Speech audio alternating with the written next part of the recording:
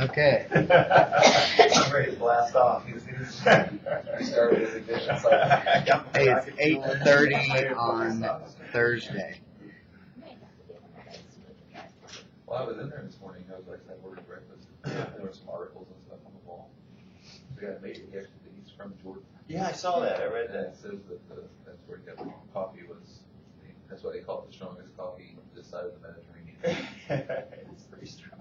It's tasty. There's a whole newspaper article when the guy citizenship on the back of on the wall back there. Yeah, I saw the picture of him and his looked like his wife. Okay, so what's your general, as you read through these and you kind of wrote some things down, what's your general take? Aaron, do you want to start us off? Not really. Okay. Laura, what do you think as you're reading through?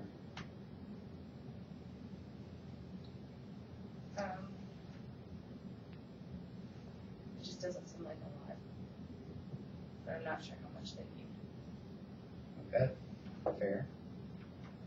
Good. So you think Are we that? just doing this one? Or No, just the just general? the general as you guys. General, I mean, I do think it would be nice if, when we look at that, because I think consumer producer is often kind of a short blip that happens, but I could see talking about consumers and producers and goods and services in your community, in your state, and in the nation, and the same with natural and capital and human resources, and kind of looking at that as a way to deepen that. Right, make it more, make it more spiraling. That private goods, I think, is in a little bit of struggle with first grade. They're not like in our social studies curriculum team, kind of working with that. The difference between private and public goods. Good. I'm not sure first graders are ready for that. I guess that's what I'm saying. Sure. Overall, as I was reading through it, my overall question continues to come back to, are we expecting them to understand these concepts, or are we just trying to give them knowledge for base for later on? Because to me, that's different. Because to ask a first grader or a kindergartner to understand opportunity costs, like if I take this, if I buy this, I'm not going to be able to get this. They can, they get the idea, but do they understand it to be able to explain it and bring it back? They could regurgitate the information. And I've actually kind of that same thing written down and was looking at the standards, and I think the frustrating thing is that we expected, when this document was created, it was expected that you would get towards the concepts by going through looking at the standard. Because, I was looking at the Council for Economics, and the way they kind of address that for opportunity cost, describe a situation that requires a choice, make a decision, and identify the opportunity cost. I mean, that's the concept. But when you just look at that isolated thing here, it doesn't really get there. So I still do not like the way this is laid out. But I agree with this. I thought there were several that could go both directions, just the concepts. Then I looked at, even on grade 6 on that standard A, some of what grade 6 says with income, wealth, and sources of wealth, I think maybe need to move down. How do you understand conflict? You're thinking through our first 400 years of history. How do you understand conflict if you don't get income sources or wealth? Or I think some of the issues of history have been driven through economics. Yeah. So anyway, that may need to move down. And on standard E, it talks about how we've changed as an economy and how technology's helped with that. I think that probably can be shifted a little bit as well. So there's mainly some movement things. The role of government in a market society, in the K-5, can they get that? I'm not sure. Boy, that's really an important School of Economics. Do they come that far to the School of Economics where they elect the mayor and they It was That's called like- Exchange City. Yeah, exchange cities, yeah. And they elect the government. And they have some producers. Anyway, just, that's not covered K-8, I don't think, the role of government in a market society. Should be. A couple things I looked at was just, I still think we do need some of those essential questions, just to kind of figure out what exactly is it, what we're trying to get, because, I look at, there's also, I don't know if it's kind of similar to what Craig was talking about, there seems to be a lot of micro, but not a lot of macro. Whereas even if you're thinking, like I was thinking, if you're doing the Revolutionary War and you start talking about the French and Indian War and where and why was it, like you even start to understand the differences of where, when there was taxation with no representation, why was there even taxation? Do we understand that how the French and Indian War caused debt? And Britain's logic was that in order to pay off the debt, since it was done for the benefit of the colonies, they should be the ones to pay for the war, so they taxed them. Do we go through even kind of understanding how all of that works? I know it talks about taxing government, and that led me to think that as we're looking at each of these, if we're going to, this could be one of those where we're going to be, as we're looking at where we're placing things, seeing if we're sticking with an overall theme. Because some of these, it looks like they look at the strand, the concept, and just spread it out, thinking that from year to year it builds, like it would spiral. And I sometimes think that makes sense when you look at it on paper, but it's harder when you actually do it over the course of 6 years. Because you may do it in the fall of one year and not do it in the fall of the next year. And by that doesn't necessarily still mean that they remembered it from the fall of the year prior. So I think we just got to be cognizant of making sure we're matching some of those things. So just kind of figuring out where some of those things go. But that was I think I echo a lot of what you said. So one of my first question was, do we want to try to, overall when I look at it, it's like I said before, it's a lot of abstract concepts, economic concepts. And from the economics education literature, we say that students can give the definition of the concept but not be able to apply them, and then it's meaningless. And so a lot of these are kind of written that way.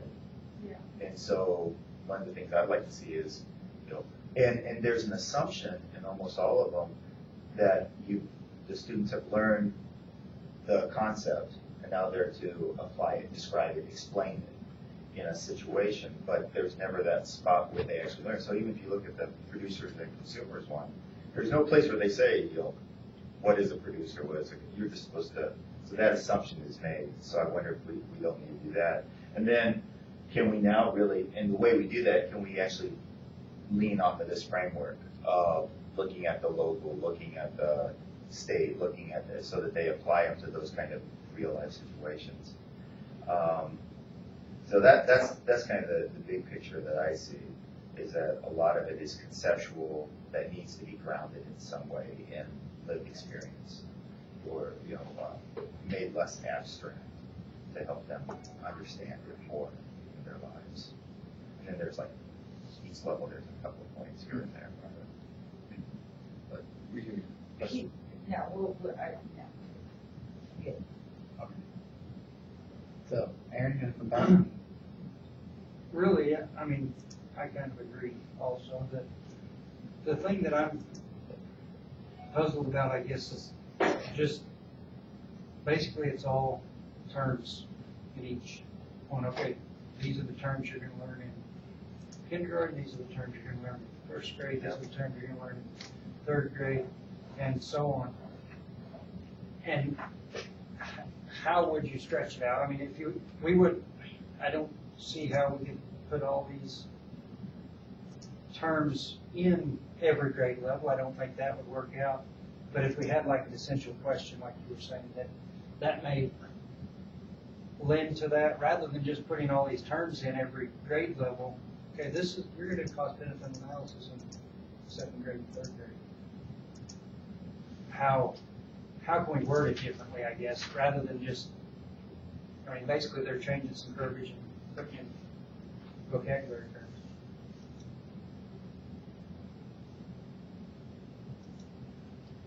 Good. I think one state I was looking at have economics listed with economics and financial literacy. And I think that's an interesting way to think about it as well. So, North Carolina doesn't like that. that's probably, I was looking at that yesterday. Standards. Yes. If you keep going through everything, it's really nicely laid out. But there is a big idea for each of the standards. That's in the original document. And so for economics, it's knowledge of economic concepts, including productivity in the market system, and principles. So they pretty much did that. It's concepts and principles, period. Right. That's the big idea that they wanted to walk away with. And we're really talking about, we want them to walk away with an interdisciplinary look of economics. So how does that affect all of those other strands? How do our principles of government affect economics, and how our economics affect the way we look at our principles of government, all those pieces. And I think more than just knowledge of these concepts, how do they work out in life? Mm. Why is it important to know opportunity cost? I mean, I tell that to my daughter all the time. This is an opportunity cost. If you want that, that means you can't have this. Resources are finite. Right. There's such a thing as scarcity. Yeah. I think this is one of the sections that isn't formatted like the other ones. Yeah. Like even just looking at A and reading just what A says, I think is horrible. And I'd like to see us be able to change that. It's just confusing. It just doesn't fit the format that I think we're going for.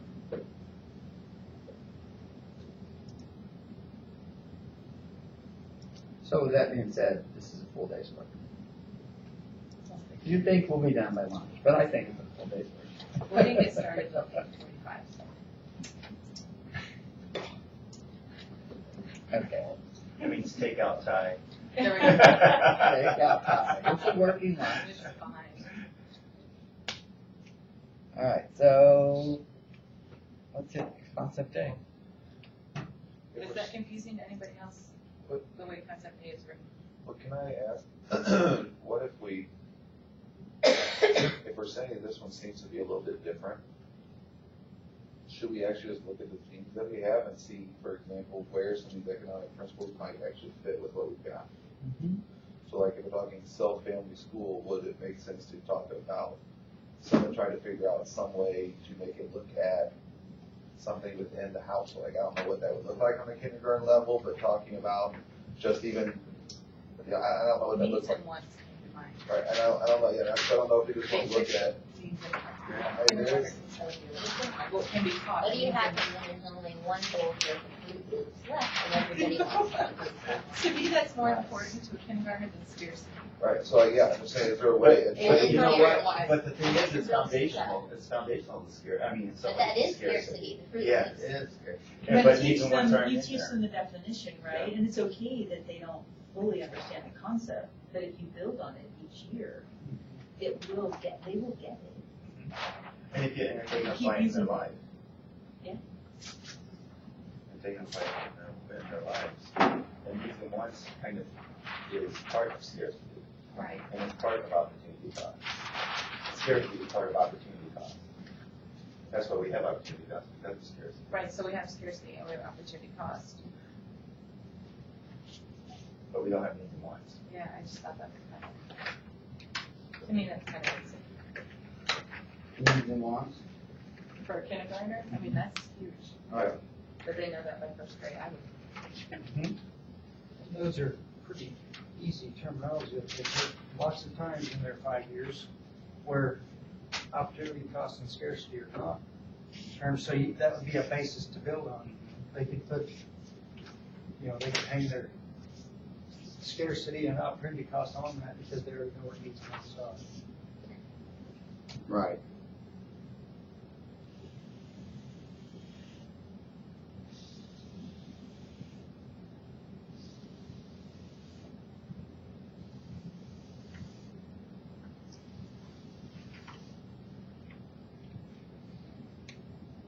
Yeah, it's really, but what you were saying in terms of the concept, So of A is knowledge of basic economic concepts, being able to explain and use them to interpret historical and current events. So that's what we're saying needs to be done, but it's just not written into the standard. So unless you actually pick up this whole document and read that, because if you just read identify examples of scarcity. Which is why I think the format we had, A should be shorter and concise, and then we should expand under each grade level what we want. Because even A says explain and use and interpret, Right. and that verbiage isn't used across. Right. I mean, it's just applied, I guess. So are you thinking just have knowledge of basic economic concepts is the To me, that makes more principal sense. concept, right? And then work it out through the grades. It's kind of the way we've scaffolded things so far. I'm thinking, and jumped into things and but I'm even thinking, like, personal findings, like, because we're talking self and family, that's where money comes in, but I'm not sure, I'm trying to think when we actually teach money. We don't actually even teach money, I don't think. Money and borrowing is in second grade. We do a lot differently in second grade. Just for, do they But plan on doing that? They, First? they know, First grade, they start they to know introduce it, coins. and a lot of You it's know, done some through counting, some like when you count by fives, count by tens, they can use dimes, but trying to associate it to this. First graders, I mean, kindergartners are even still learning one-to-one correspondence, counting to 100. Double digits. Yeah, that's what I was gonna say, we're working on So I'm just trying to think, because that self-family school to me would also be, functionality. like, how does family use, how does economics impact what your family does versus, I don't know if it's just your needs and wants or. Yeah, I think that's where scarcity is trying to come in some ways, is that there's only a limited amount of resources, but I'm just not sure how to fit it into a kindergarten. Well, What, we did needs it. and wants? Or- But no, just even, like, because if not, so I think one of the things we want kids to understand at some point in time is like personal finance, like how do you, this is, you've got a set amount of money, you've got to budget it, you know, how do you start to have those, and where does that, and if you don't do it there, you're trying to fit it within everything, or do we either just make it an outlier, or how does it fit in when we're talking about things like the nation? I mean, it could come back in later just through, and maybe you're looking at regions, or you're looking at state, and you're talking about how do you pay taxes, how does that help benefit the state, and how do you figure out, even though you've got jobs, a certain part of that money goes to the taxes, and that helps fund the school that you're sitting in, for example, but, you know, I'm just trying to figure out where we would, when it all goes into it kindergarten, like what are we, when we talk self-family, what kind of economics do we talk about with self-family? I don't think money comes in yet. I know, that's We were just, just kind of talking. Right, I was not sure where else it Right. would. Well, First, they have it second, as second would be really good. because it's an abstract concept. Right, that's what we were just talking about. You can color in the nickels for the 10-cent duck, or you can do this, but until you actually own it and your brain is ready to. Well, you just ask, well, why is this dollar worth what? That's an adult then. It's a piece of paper. Because I can buy one thing in college book.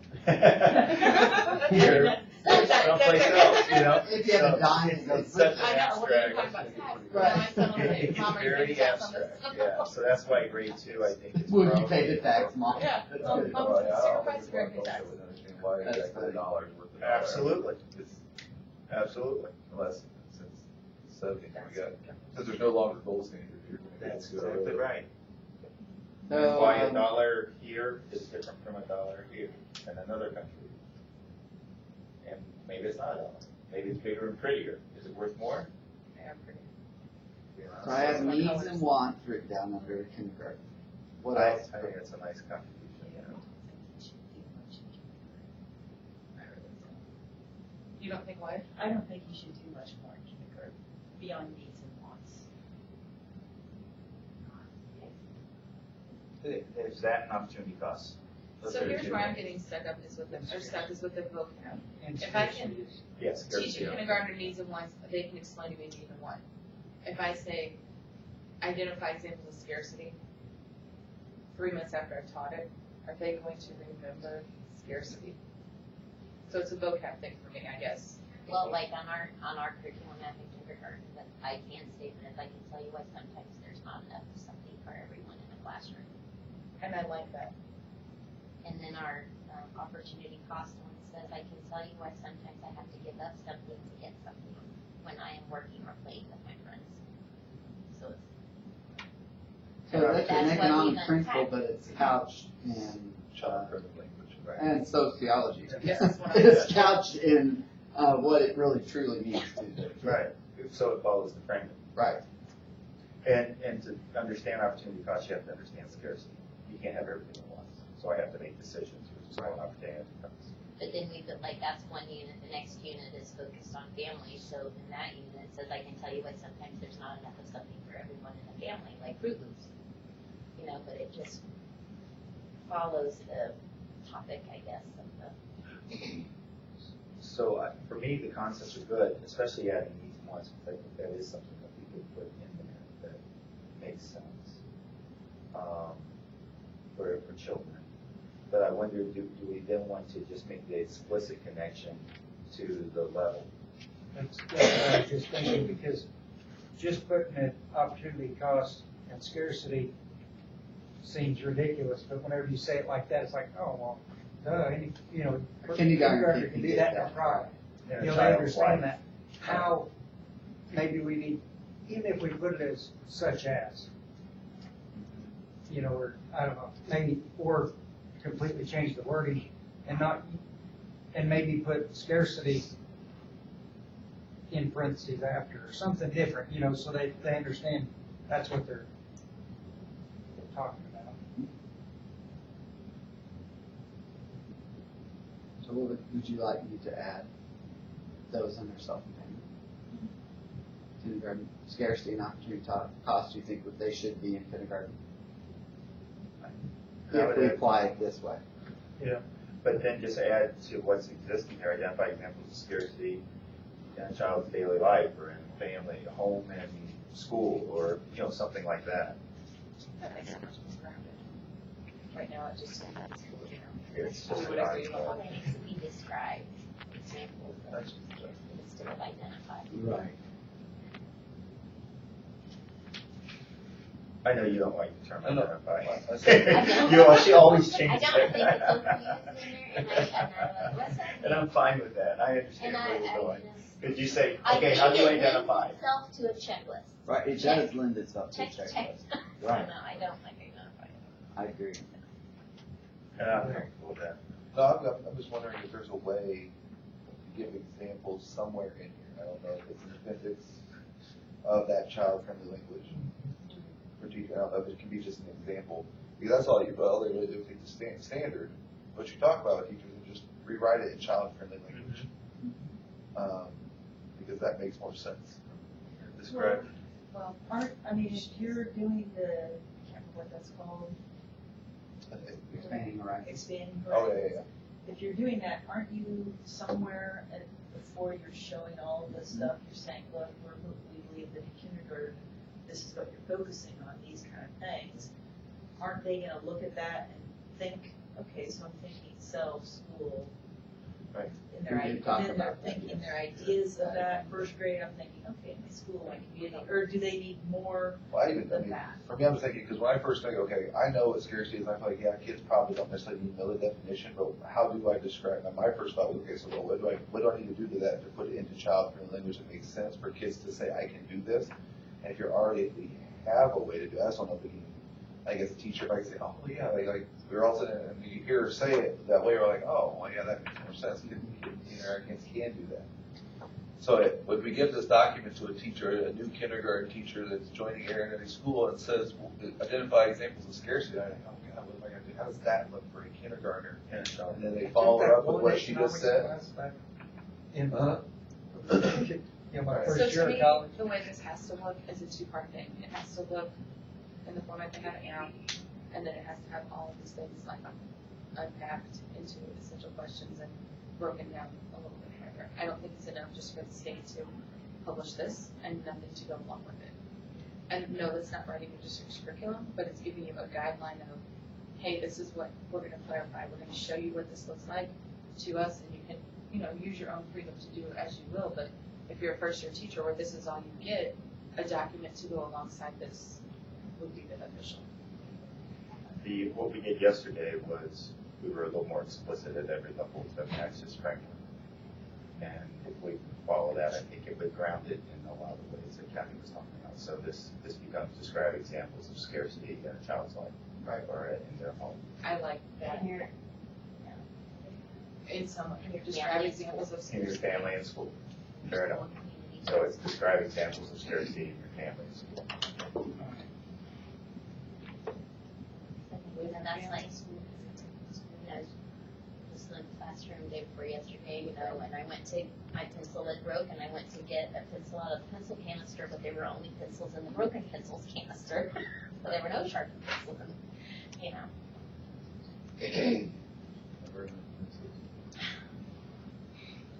It's a constant battle in my classes. So are we looking to, like, there's these certain definitions in the economics section. Are we looking to, Thank you. like, introduce them at a certain age and then build each year on them? Because to me, if you're not gonna keep repeating the idea of scarcity, they're gonna hear it in kindergarten and they'll never, I mean, maybe the dots will eventually connect because you live life, but, to be able to build on that, is that the idea? Right, so you're wondering if it should be there as well, except it should be, In the community. And that's what I was saying, that So if you put that language all the way throughout, we're gonna have. Yep. Right. Right, so to me, On if every they're one, doing how that do in kindergarten, ideally, they should have mastered that before first grade. So you're like building a foundation, and it should follow through. I don't know if it needs to be in each box. That would be like saying, be able to identify the letters of the alphabet. Now, what are the letters of the sounds? Now read them. I mean, you're gonna put that, make words, you're gonna put that in like all the way through? Or this is the foundational piece to build off of? If they understand that. If it's a hard concept and it can be scaffold, I think so. But I think they're gonna give things in once. So Well, does but I think scarcity, If you don't build, I mean, we're talking about, this is a very abstract understanding. They can describe an example of it without having the understanding of it. So my concern is if you're not somewhere along the line coming back and rebuilding at the point of them actually getting it, then you're just in kindergarten or first grade telling them what scarcity is, and they're describing it, and then you never talk about it again. And I'm kind of looking at it as the first grade, describe relationships among consumers, consumption, producers, and production. Scarcity will fall within that. What if we I don't know. keep a similar topic like scarcity, but just explain how it impacts different things? Well, then it would almost need to be a concept. That's what I'm wondering, is there, like, what are the things that we look at some of these things and discuss how even as a community you may be experiencing, you're having to make decisions on, I don't know if you want to look at that much, I don't know what those big pieces are, maybe the essential pieces, understanding pieces, but because if we say scarcity, it's understanding there's only a certain amount of stuff, is something we really want kids to know, and it's essential when they leave it, there's this idea that there's not enough of everything to go around. It doesn't just impact individuals, it's going to impact everything that has a budget, essentially. But another way to look at it is that, before students can, to maybe think about the concepts we're introducing before students typically are developmentally able to handle abstract concepts. And we might want to repeat those concepts just until we get to the level of where they have the abstract, the ability for abstract concept. So a concept that we introduce in kindergarten, it might need to be repeated, but by the time we get to second grade, probably don't need to repeat it anymore. So there might be a little bit more repetition in those first few years of concepts because they are abstract. And then by the time we get to second grade, we're doing less repetition of concepts. Scarcity is definitely a concept of supply and demand. Right. Right. So I wonder if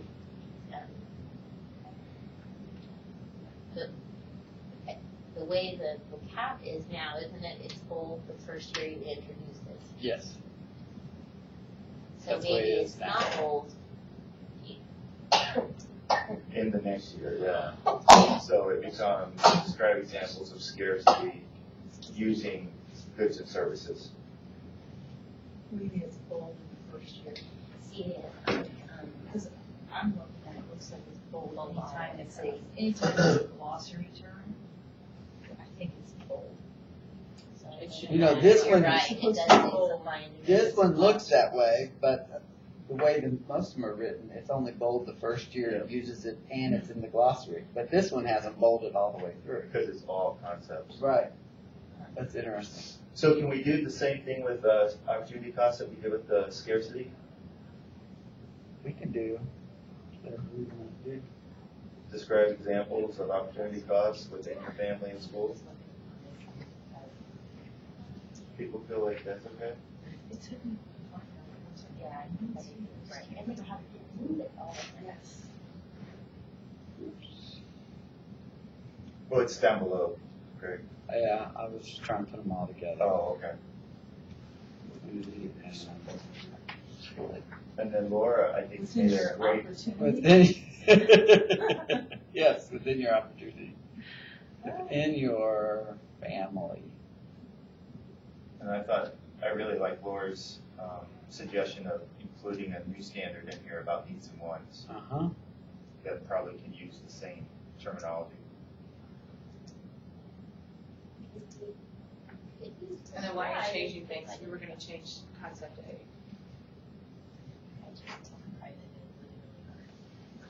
Yeah, I would introduce just goods and services first, and then later do private, juxtapose private versus public. But that's further on down. Okay, and so what do we want to say with needs and wants? I would use the same language, except just change the concept. Font. Font is this. Would it be easier just to say, describe examples of scarcity, opportunity costs, and needs and wants within their families? It could very well be. Unless someone was to take that as one lesson. I'm going to do this all in one lesson. Goodbye. Done for social studies for the year. Economics is done for the year. We're done with economics in one lesson done. Go from this will use junior achiever. I mean, there's a lot of places that will use junior achiever, use somebody like that that kind of comes in and becomes a project. So it may not come back up, and a lot of times it becomes one big facility. Well, and that's the thing, if you're looking at just one time of the year, you're talking about this with kindergartner, and then you're one time of the year talking about this with them when they're in the first grade, and you're one time of the year, I mean, there's not, I mean, you can't really have the expectation that they're gonna know what that means. Absolutely. Right. I mean, I gotta hear something multiple times before it really sinks in. And I think that's how teachers differentiate and do the scaffolding within their classroom. I don't think any teacher worth it is going to just jump in where they're expected to be able to master. Right. They've got to start from below that and work up to that. So I guess because I do that, I look at it as everybody does it. And I know that's not the case. Everybody should.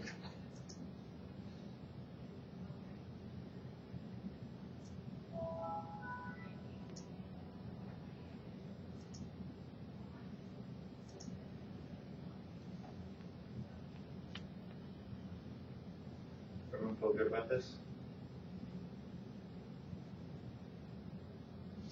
Were we gonna change the wording in concept A? Just drop the last paragraph.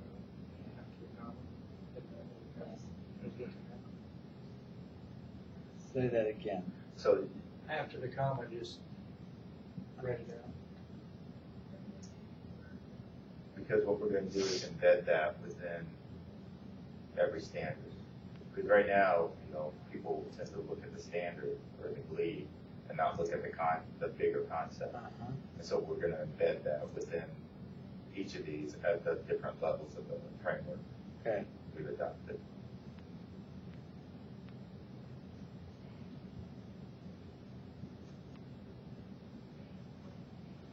Now, on first grade, I think I was hearing Kathy say, and I agree, that this idea, I'm not sure why they split out private goods in first grade and then public goods in third grade. It seems to me before we do that, we might just want to start with goods and services here.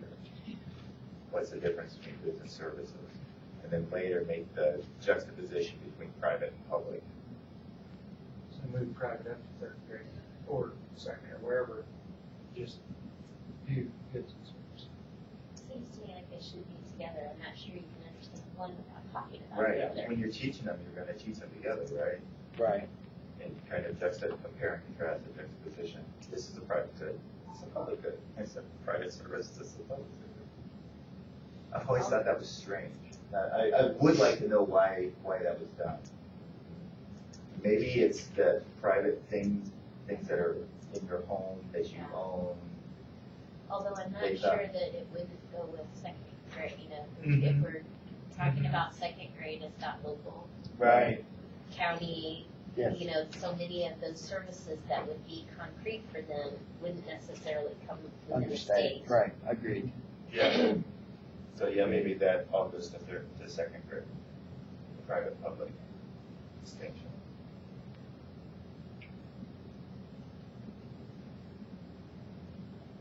Examples of Goods and services.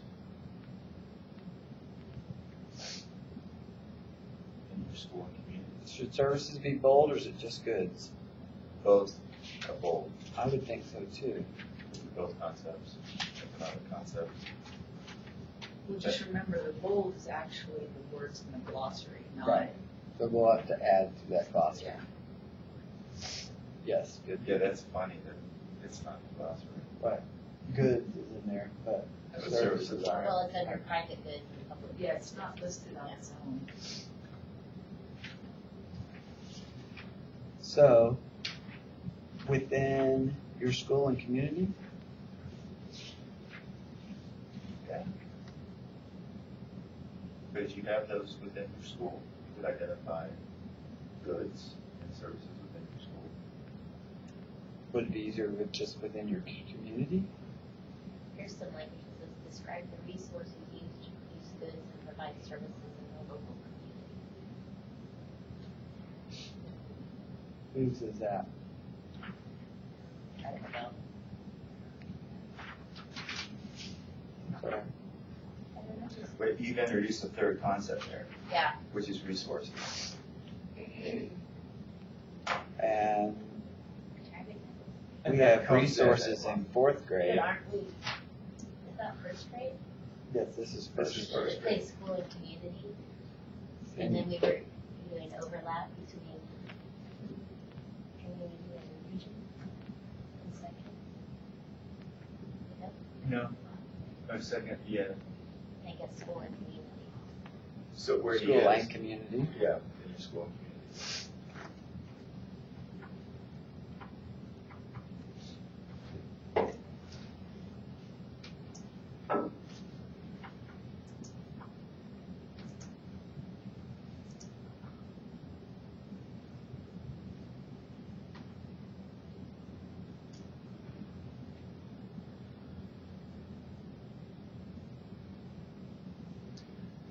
The other one that's in there is describe the relationships among consumers, consumption, producers, and production.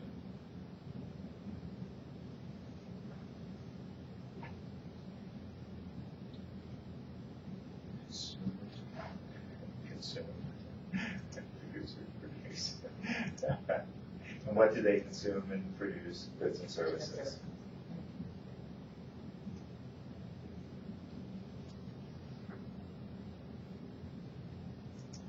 So why? This is the distinction between consumer and producer and their relationship to goods and services. Yeah, I like that better. Let me type that just to see. Although to distinguish what you really want in second grade, at first grade. Don't you just want to introduce the idea of a Yeah. consumer and a producer? Like what those are? Yeah, you Like can a describe, I consumer, think. someone who uses a, you know, So could you read that again, Kathy? And distinguish between consumer and producer and their relationship to goods and services. Yeah, so So you just put describe. describe, yeah. I think I hit on that in science too. It's the same thing, consumers, producers, who market. Huh. Resources, natural resources. Describe I think between. they're, I think they're infringing on our No, I'm just saying, I was just saying, I think it aligns well with them, if they get it inside to social studies. Tell me what you have. Okay. Describe between consumer, distinguish between consumer and producer. Everyone's trying to take our stuff. That's the one where you have distinguish between a consumer and a producer. I thought that's what you were saying. How about, maybe it's describe different consumers and producers in their relationship to goods and services. Yeah, or just, can we just do describe consumers and producers? Yeah, just like that. Okay, describe consumer and producers. And their relationship to goods and services. Yep, I like that. They It's almost That's relationship. still not it. Need that A in there. And then Workgroups is not right either. Maybe I should have stopped by and got some. You need some rocket fuel. Okay. That Starbucks just isn't cutting Where are we? What am I missing here? Relay. It's an A That right should there. be an A. Relay. There's an extra L. There we go. So when you guys are looking at these and you're thinking, as you said, this is an assessment, how do you assess or test if they understand this on these like this? How We would you would do assess that? whether they can describe it. That's what it tells you to do. It's that Yeah. first word. So if they can just describe back to you what you've described to them, then. Well, they that to got me it. is recall. Well, that's what I'm wondering. What's your, I mean, So to me, the I way- feel like right here, they're just in recall mode, right? The way I would have them describe that, I may say, I may give them an example of something and ask them to describe the relationship, because they're really describing not the terms, but the relationship. So then I give them an example of something concrete in the school, the community, and then they listen to that example and they describe, well, here's the relationship of that. Well, I was gonna ask if you want to add within your school and community to this. To the end of it. But ultimately, you're not expecting them to be able to walk away and then for the rest of the year be able to do that repetitively over and over again. You're just talking about when you're talking to them about it. Like I'm thinking first graders and 6-year-olds. But when I'm assessing for that, that's when I'm wanting them to do that. And it may be that I pepper this conversation throughout the year and I don't assess it till third quarter or in fourth quarter. But I've worked that language throughout multiple concepts of social studies. I think it's important. I think that's where the I can statements, like, child-friendly language makes it important, because Right. it seems like, I think if you're asking a kid to provide an example of something someone does for them throughout the day, or somebody who works at the school, what kind of things they might do, I'm sure a kid could describe with teachers, they could describe custodians, they could describe cafeteria workers, and they're each providing a service, even within their school, they could, so I think if we just make sure we house it in that child-friendly language, so what kind of things do people do at your school? They could probably just tell you right now, describe what those things look like, at least from their vantage point, how they see what this person does. Which one of the things I think is sometimes difficult is with students, as we're talking about school communities, do they truly appreciate all the people who play various roles throughout the building? And so like we try to talk about that the custodian is an important part of the school. The kids may not always see them because they have teachers, but so I think that's And the nurse. right, the nurse, and all those different. That's right. That's right. So they each provide some sort of a service. I think it's just how we making sure we house it in kid-friendly language. So describe examples. You have examples is easiest probably for kids this age. So describe a good or service, and actually break down the definition of what a good service is and come up with something that's a little bit different than just giving an example of something. Well, especially first grade, who's, A 6-year-old. their ability to write, Right. or even draw a picture that's recognizable. Right. They're still gonna have to interpret it for you Right. in some way. And if we say draw a picture of someone who provides a service for you at school, I think we probably do that. I've got a 6-year-old. But they have to interpret that picture. So do we want to, at the end of that, you want to add within your school and community or no? And then I have the producers and consumers song here that we can all sing at the end of today's session. Okay. Would you please leave that? I'd like to see it. Yeah, absolutely. If I had my guitar with me, I even have the guitar chords on here. Well, very good.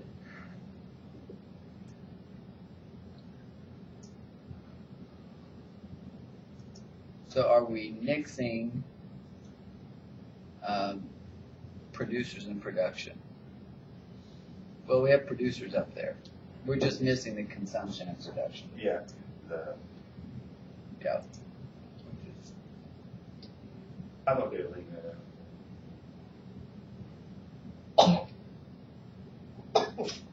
Bless you.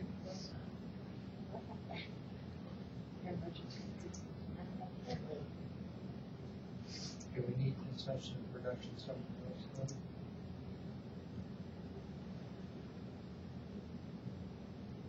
Are we gonna need it later on? Forward, you mean? Yeah. Possible. I'm just thinking 612, if it's never talked about or doesn't matter, is it gonna make any difference? They're probably not gonna remember first grade anyway, if they're in sixth grade. You're talking about producers and consumers? No, consumption and production versus consumers and producers. You know, the process versus the person. Right. And I don't know, I kind of feel like it's kind of what like Tanya was talking about yesterday. Sometimes you read these things and you go, someone who was really into this wanted to get every little minutia. Where does it fit? Like, I mean, I'm thinking, you know, there's It's gonna be- places where it fits are like, I mean, But how do you talk about the relationship to goods and services if you're not talking about it in terms of Yeah. consumption and production? Right. I mean, Right. Even if you do though, honestly, I feel like you gotta put that a little bit further down the Later. line. I mean, that's a, you just have to sit, ask a do kind of person, thing, figure like to, driving I mean, I get economics you and can certain describe things, what that looks like, culture. but you also are looking at all these other things we're trying to introduce and get them to describe and understand it. I'm just saying, in my mind, when my kids were in the first grade, they would not be able to, 5 hours after you taught them about a consumer and a producer and then consumption and production, be able to distinguish the difference of what those were. and I think, I don't know that the vocabulary becomes the important thing, but like, with my kindergartners, if I say what services are provided in our community, we have fire, we have police, we have trash, then, and we talk about who does those things, we don't worry so much about the vocabulary as much as the understanding that there are certain things that are provided in our community. And in third grade, we talk about how our taxes really pay for that. It's not just a given. Right. Well, I guess, like with the consumer, consumption, producer, production, if you introduce the consumer and the producer in 1 year, then can't you then go back and, okay, now we consume this, but what does, or this is a product that we buy, or there's somebody who sells this, who actually produced it and made it, because it doesn't just appear out of thin air. And I think if we go back to even the themes and even some of the geography and some of those other pieces, because some of what you may produce or consume may also depend on where you live. So where do we put them in and start thinking about where could you, how does it fit with their overall thing? Now, if you come back up, that's what we were just kind of looking at, which was like, various regions may produce something different than another region. So as you're talking about regions of the state, even in second grade, you talk about how the St. Louis region may be a different economy than Joplin region, and what are the kind of things that they're producing versus, in the middle of them. So you try to look at it from the region's perspective, or and then in fifth grade, we talk about production a lot when you start talking about the Civil War. Because you start thinking about the difference between the southern economy and the northern economy, and why, why was it more likely that you have slaves in the South? Because of the agriculture and the cotton fields and the different types of economy they had as compared to the North, which at that point in time had already started with factories and production. So, there's different, I think if we try to figure out where it fits in, I think it might make it a little bit easier. well, I think you described down here, I'm thinking that the gas price fluctuation was 20 cents from home to down here, depending upon where you were, on the highway. And it's like, Jeez, so I mean. Was it higher? Where was it higher? It was higher about midway. In the middle of, Uh-huh. you're not. I think it's When you're in the middle of nowhere, Yeah. I guess. It's about a dime higher in Springfield right now. And I laughed this What morning is it because here? I was riding behind One them. sixty. 65? I saw 188. That's what I Yeah, thought was 180, Probably has 180, travel. 181. That's part of the guess. They said Well, it's on its way back up. Here in home is Camdenton Walmart. Whenever I'm What'd you driving on get? 54, it was $1.77. In Pantera, I ran to Pantera last night, it was $1.65. Just asking. Yeah.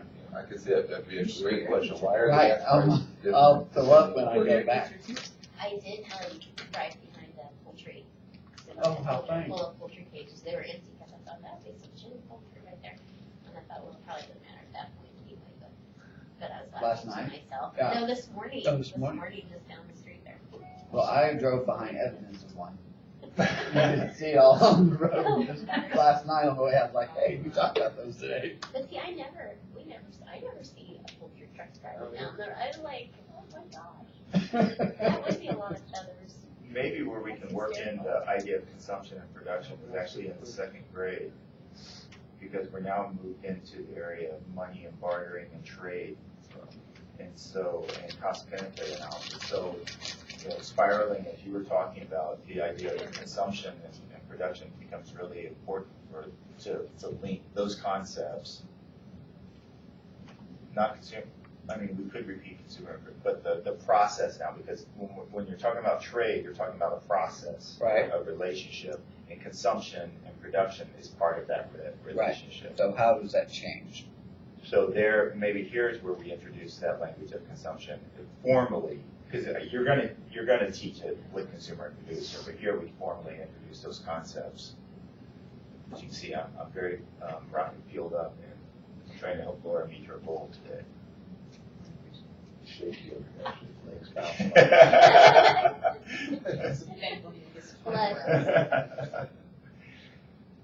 But the interesting thing, I don't know about it in the classrooms, but when I work with new teachers, is they have a hard time with the term bartering. Most of them think it's haggling or bargaining Yes. versus bartering. Like I'll trade you, like all. I'm we have trying to get a better chickens, so deal. To me, I think of bartering and be like, hey, we have chickens Exactly. and I've got a dozen eggs. And that's what I'll give you bartering this is. dozen eggs. Right. If you will give me. That's what bartering is. Yeah. But they often think of it as bargaining or haggling. Yes. I'm gonna get something at a cheaper cost. They do this type of, the kids bring in stuff, like things from home, and then they bring them in, and they do like baseball card trade. It's almost like baseball card trade. On the Council for Economics, the way that they worded the standard is describe a trade they have made, such as one with baseball cards, stickers, or lunch desserts, which we don't allow in our Yeah, no, county, sure. and explain why they agreed to trade.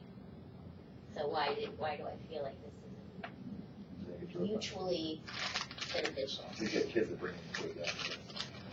Whoa, the trade. Not good. So we're going to have them describe consumption and production.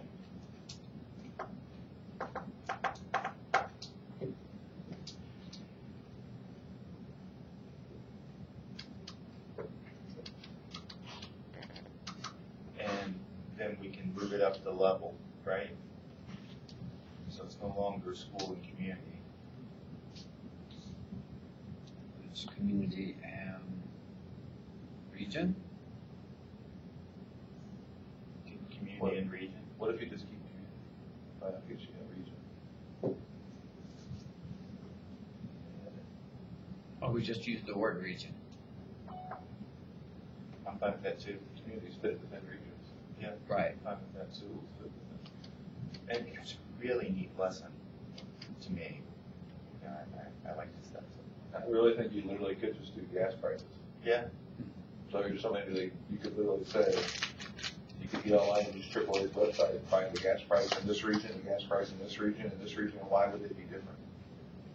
Why is it maybe lower? Is it Aren't we because? all wondering those questions? Right, now? I mean, Is the price right, of a I think- barrel of oil is the I think- same? Right, they may not Wherever have you go. they may not have the actual answer, but even just the thought process of what part of it could be that St. Louis has access to a river, and it's easier to bring gasoline into a major hub, and so then but then you have to get the gasoline from there to Jefferson City, so maybe the fact that it costs them more money means they have to charge more money for it. Well, When we were- Or they look at local taxes. Or is it local? Right. around New Orleans, Demands fourth grade. you're on the coast, the prices for gas, I mean, you can see the refinery over there, and it's higher at that gas station than it is to go But then it's 60 miles I over don't know here if into fuel New is quite Orleans. the one. How's that?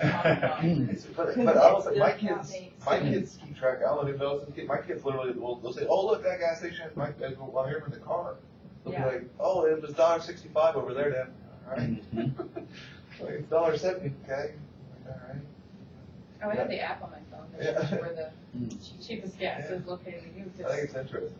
It's ridiculous. You Or- pay $1.88 and you transport it at twice. But you do get into taxes because if you live like in St. Louis, you can drive across the river. Or you just go across the river and all of a sudden the gas prices is much more expensive in Illinois than it is in Missouri. Yeah, much more. From where I lived around. Because of the tax. Because the gas tax is higher in Illinois.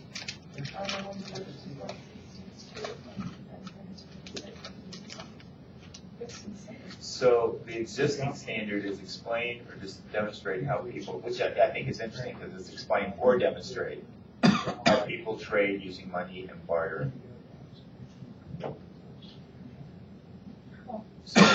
So the other thing that I have my students trip up on this is the idea that trade can be done with money or it can be done by bartering, which is I think is the That's crux a hard of the concept. standard. Because you're using trade and trade, Yes, because bartering is trade, yes. and you're trading, and But in without money, second bartering grade, is without they money. do not understand that trade is buying and selling of goods and services. Yeah. Because they know that bartering is trading your baseball card for baseball cards, well then it gets muddy right Yes, there. it Then they're really like, does. well, how can it be both? You know, that, you just told me that that's bartering is Right. just trading without money. Yeah, because there's trade the concept and trade the act. Exactly, and that's, Bartering by. and maybe it's just that I don't know how Use to money that the kids have. explain it where they understand it.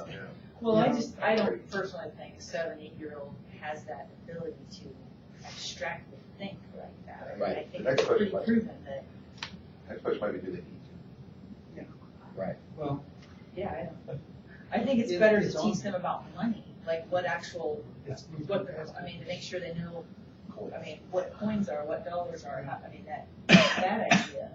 Well, you just said something that I didn't realize. The concept of buying and selling isn't in here.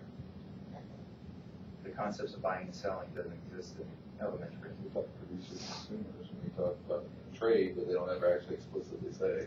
Buying and selling, which is a That would be phase. money, wouldn't it? Trade, Right. money trade. It's Buying buying and and selling, Yeah. but It's just. It's just Maybe- not Maybe laid out we like should that. say it like that. Somewhere instead of- within, because it would probably go somewhere within this, I because don't know, I it's was about thinking trade is not supply and wrong. demand, which the reason why you talk about this, it makes prices go up and Right. down. Things I had written down under fourth grade where it says savings and investment, I also put spending, borrowing, giving. Entrepreneurs, something other than just savings, because there's more to that in a kid's life. So however you want to put them spending. They get buying and spending pretty social. It's the saving part. It's Probably needs to well, maybe we unpack the term trade into buying and selling with money. I'm just brainstorming, so this could be wrong. And then bartering is actually not with money.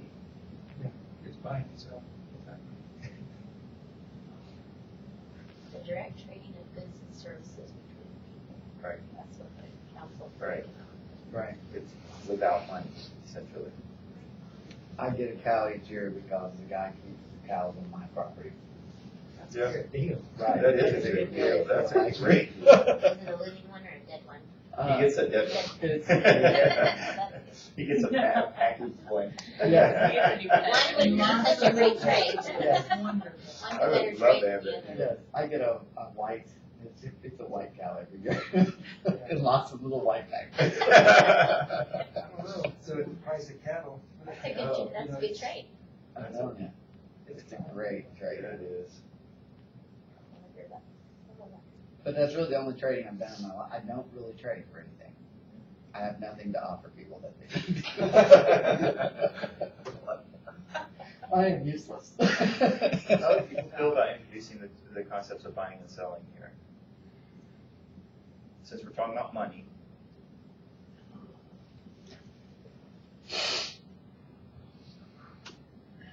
I think it's somebody that's something kids are gonna be able to relate to easier than bartering. Yeah. And most kids already think about buying stuff. I think other than the fact they don't know money, I think in some ways kindergartners understand that. I mean, I think they understand there's things I want, there's things, like those are needs and wants almost, but maybe it'd be a way to bring back, like, how are you then determining And I what don't, to do? And I don't know if it goes, I don't know where exactly what all it goes with, but the concept of buying something, I think that's pretty, somebody's probably fairly universal. Most of the kids at least know that you can go to these places, you give them stuff, and they give you stuff back, and you say, well, I gotta go buy this, or I gotta go buy that, what exactly does that mean? Our kids in second grade do units with Indians, and then that's why I think bartering comes into play. I'll trade you this corn for this arrowhead or this for this. Thanksgiving. I think that's probably why it's in second grade. Right. That's only done in. Around November. November. We barter. I do think the spending needs to go, You're exactly right. but I think that's maybe why bartering is in there. Yeah. I do think, I don't know what will happen with the math standards, but I know that was taken out. That, we talked about decomposing and composing numbers, and so some teachers use money with that, but it's not directed to use money with that. So I do think that idea of naming coins, and I think that's important, because I don't think it's anywhere else. Right, I don't know that it's in the math standards.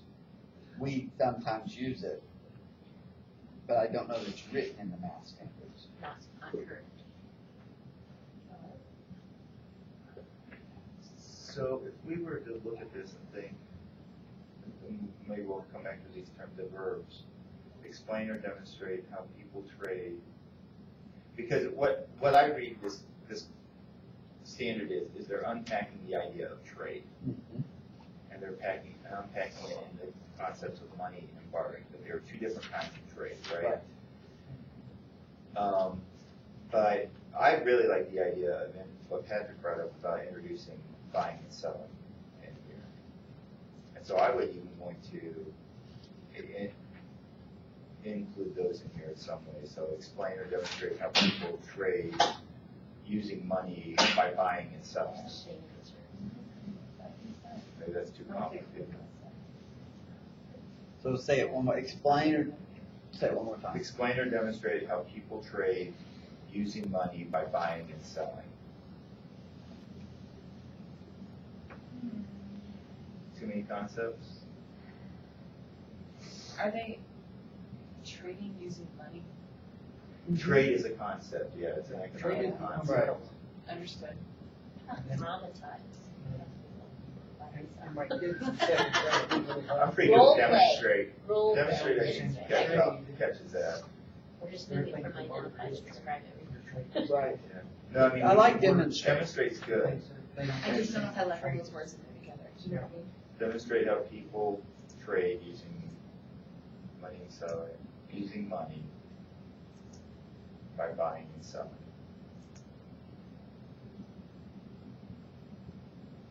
How about demonstrate? You want to just get rid of the word trade? Demonstrate how people use money to buy and sell goods and services. Because we could limit the idea, the concept of trade to bartering. Right, that's where I'm getting hung up. Because it's a concept and it's an act. Right. It is. And I think the way it was written, Especially at that it's age. written as a concept.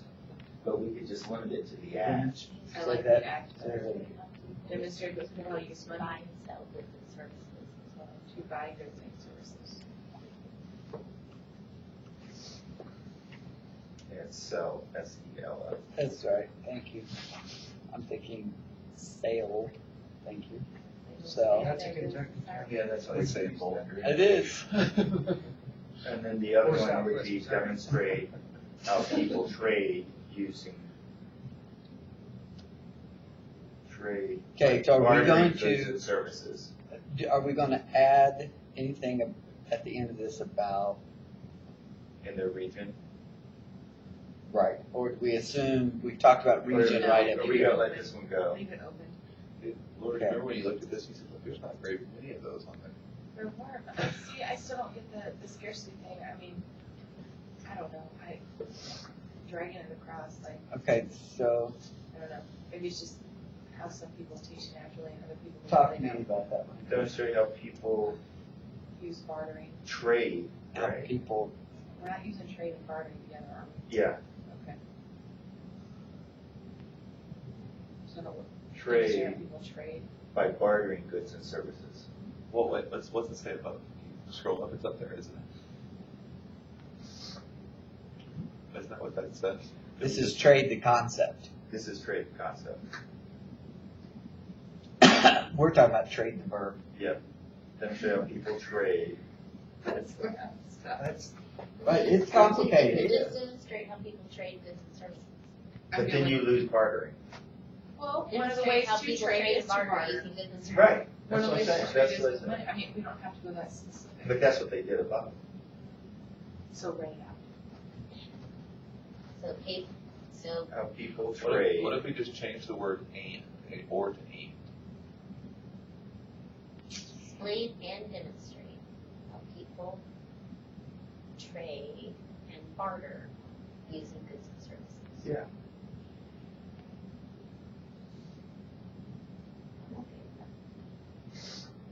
Because if they're explaining and demonstrating, wouldn't that be a pretty good description?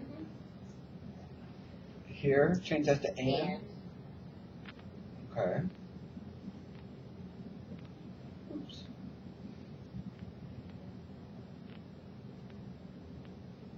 people trade and barter. Well, would they need to have, would that, how people trade using money or money and bartering to buy and sell goods and services?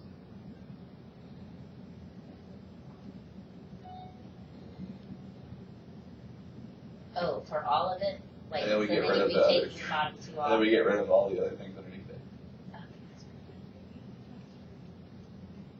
So like that.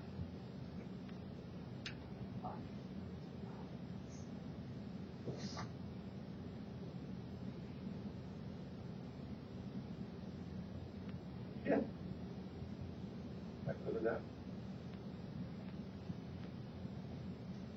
I think the problem, explain and demonstrate to me means you've also kind of moved, in some ways you're moving depths of knowledge levels. You've gone from just being able to talk about like a recall to actually having to do something with it. So you're gonna set up a system in your room, or you're going I to. think you're, what it would lead to is you'd almost have to be pushing someone The to a verbs higher. buy and sell that don't match up with trade, well, with bartering. Obtain and distribute goods and services. No, I'm just joking. I mean, they don't match up. I don't, That's where I'm getting hung up on maybe it. just disinfectant. So, I like bikes. I think that's a verb that most people understand and use a lot. and have since they were an infant, they heard that. But if I'm bartering, That's like the second word of one. if I'm bartering, I'm not buying stuff. And then buy. Yeah, because you're not really buying when you're trading. No. Why do we have to have the money part in there? Why can't it just be buy, sell, barter, trade? Maybe it's exchange, because even when I'm buying it, But- even when I'm using money, I'm still exchanging it. I feel like we're prioritizing bartering over the actual purchasing, whereas I feel like I would feel like that's maybe not the way we should do it. Which are kids more likely to do? Purchase and understand what they're actually doing with the purchasing thing, or are they gonna be more likely to barter? Depends on who they're, I mean, if it's the kids in their class, They're trading a book. Right, for- but we're not, but if I'm not. They barter all Right, their right, but yeah, but is that the extent of the knowledge we want them to have? I mean, we're not doing this so they can be really good at understanding what they're doing when they're trading pencils and what they're doing right then. If it's, what is it, or what's the actual purpose? Because if it's a trade. I don't know, last time I actually bartered something. Exactly. But they should know that that's what the term is. Well, that's why I That's a like trade. separating it out. I think it's easier to separate. Yeah, I do too. Because to demonstrate how people use money to buy and sell goods and services, all the terminology fits. But if you demonstrate how people Trade. or you could even drop trade, because you can barter. Could barter. So you're thinking, Barter to obtain goods and services? So, I think the part that's kind of confusing is when you have this concept and then you have it, and you have them both separated, it just seems like an awful lot, I'm not sure. I think even if we got rid of that, I was going to say, you move the concept down in order to actually do the bottom, what you need to understand the concept, or, I don't know. It seems kind of like a lot all within that one column there. Well, not all of it's staying. no, the top goes Top away. goes, right? In this column, so we're gonna get rid of the explain and demonstrate how people trade using we money. put But it once here. we it's figure down out which below. we're gonna do, yeah, 'cause Oh, I that thought we was were saying that defining. was No. the concept. But we're trying to think through how to make them where they're just not so confusing. So then you're gonna have the expectation that they know what the different money is, or that's when you're gonna teach. That's when you teach them. It's done. That's when you teach math. Well, it's not A in lot the of it's math the- concept though. I mean, it's not listed. So read out that top part. Money Greg. is in second grade, isn't it? They're not making changes. Is money in math?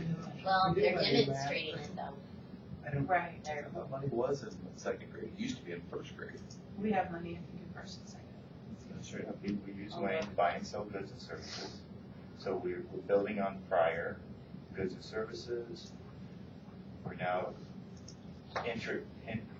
introducing the concepts of money, buying, and selling. And then the other is demonstrate how people barter to exchange goods and services, to trade. No, exchange is fine. Because there is that confusion, right, between the act and the concept of trade. Right. I like that. What if we can teach them in the second grade what barter means, and when they come to you, they're not thinking that it is happening to price. Bargain. Absolutely. Which I think we could teach ag, probably would be a bad skill. Yes. We'll just use gambling too. I just like the verb. You know, it just sounds like, yeah, I like the haggle. It's just a verb. I actually lived it, so I like covers. That would be I nice. can't stand it. Straight haggle. I love doing it. yeah. Oh, I can't stand it. Especially cars. Oh, And you go to other cultures, and it's the way of life. You go to Mexico. Yeah, so we have to put in bribery. You don't pay the price that they say. Right. Where it's bribery. But I mean, it is crazy. And the So here is knowledge of basic economic concepts. So these are the concepts. Is there a part in here, somewhere on this level, do we need to write in something about understanding currency?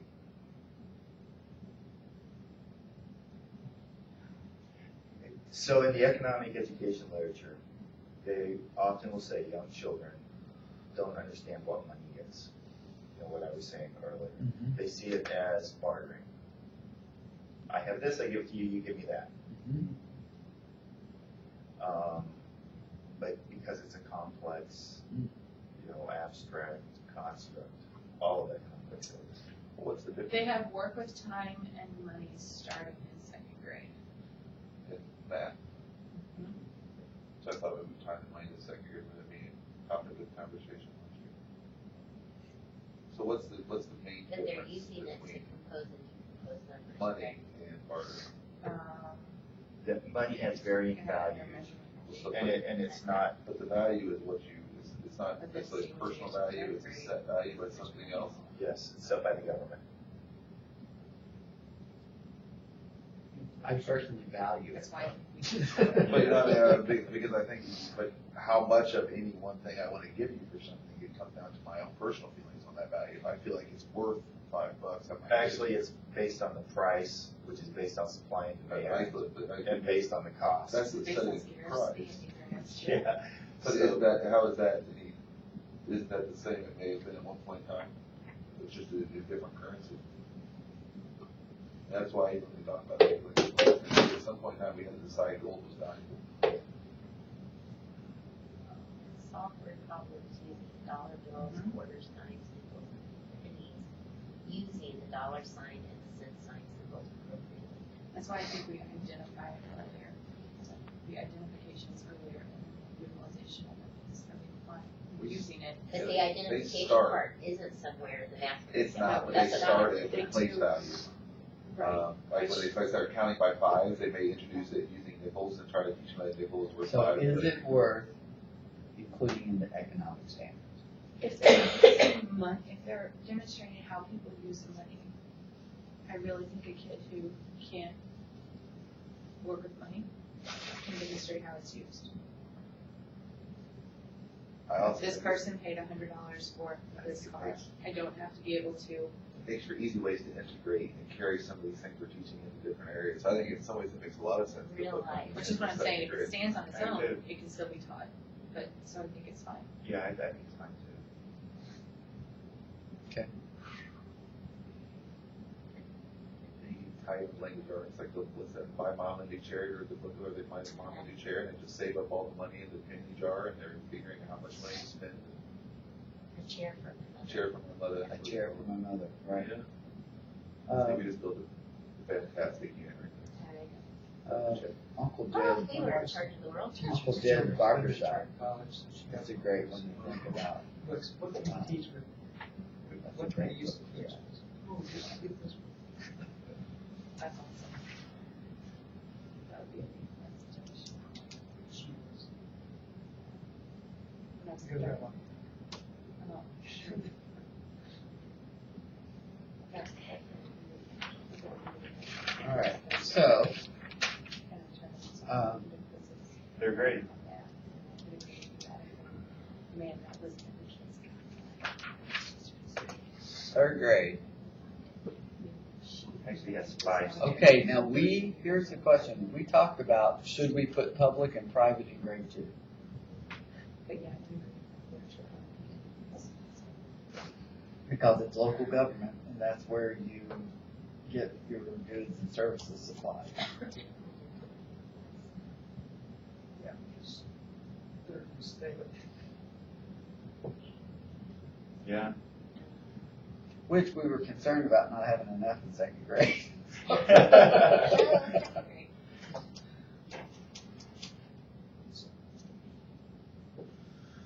Well, I think When do we? And I think we have stuff on the state level, but not here. Necessarily need to, yeah. When do we introduce things like taxes? Next, 3rd grade. So I think that makes sense here. Well, and I wrote, They're all we need to move. interrelated Right. concepts, though. They're not, you could just take what the first grade one, describe examples of goods and services within your school and community. Describe examples of public goods and private goods within your region. Well, I wrote that we probably need to move local and county taxes. But I think if to second grade. we focus on second grade as the idea of how you're getting them and producing them, so like that seems to be the focus right now in this column. It's not whether they're private or public. It's where do these actually come from. So here they are. Here's where you get them and how you exchange them, and then we get into the next step, which is what about like public? Because like we went in first grade. We talk about services that your school provides, but you're not. How are you paying your teacher for this service, or how are and then it gets into taxes. Not if you use school, you don't necessarily have to use the school, but you can do it through the context of a public school. But I think there's a logical flow to what we have so far. That if you leave it even where it is right now, it's a separation of that. We bring in, like I said, we're bringing in taxes. That makes sense to me with public goods and With third grade. services. And then you Yeah. could use state Right. government based Yep. tax, or the tax may go to state government, they send it back to the schools and. Yeah, because right now in 3rd grade, the standards we don't see up there are identify taxes that students experience, such as sales taxes. List how tax monies are used, who benefits from tax supported services, and who pays for these services. So, I mean, we don't see that in 3rd grade. But I think we need to Right. So all that fits with what you guys are saying. If we keep public and private goods here In third, in third, yeah, I agree. That's my. because it makes a nice link. I agree. Okay. So please tell me how you want this worded. Are we sticking with identify and explain, or are we? I'm good with that. And they said private and public goods. Oops. Yeah, I like the idea of putting them together I do too. so that you can teach. Okay. Private and public. Goods and services. I have public and public. Oh, private and Can I go maybe just a little bit? Which is, don't we identify them and explain them in first grade? So now what we're really doing is comparing the differences. You're between the two. distinguishing. So we're actually now looking at both the differences between the two, so distinguishing between the two, Or you can do and also maybe compare the differences in how they're obtained and, or whatever the wording, I mean, Maybe it's compare and contrast. because I think we've already identified them before. We just haven't necessarily categorized them that way. stressed. Or we'll get to it. Maybe with full Trying. services, right? Have we done services at this I point? don't know, it's folded in first. We did, yeah, Well, maybe not. describing. Are we vehicles and building I it, don't know. we're only building it the first Okay. time? That's what we have done on the other ones, that's what I've done. But we can go back through and change them if we, Might be 3 o'clock. what is it? And Oh, Laura would said you we could do it stop? late lunch. I'm saying it could be 3 o'clock or late lunch. How did we do it? Or section of which all the. Oh, we describe can how tell we one. like to live in all of our regions. Okay, that's it. All that. Perfect. Okay.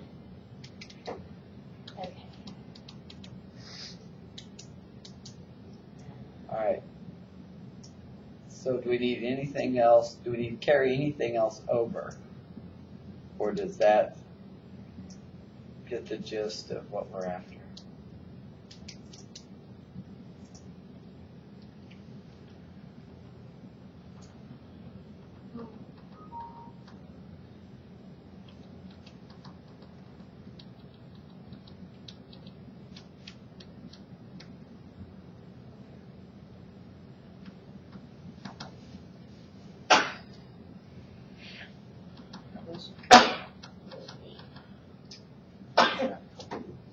You really are good.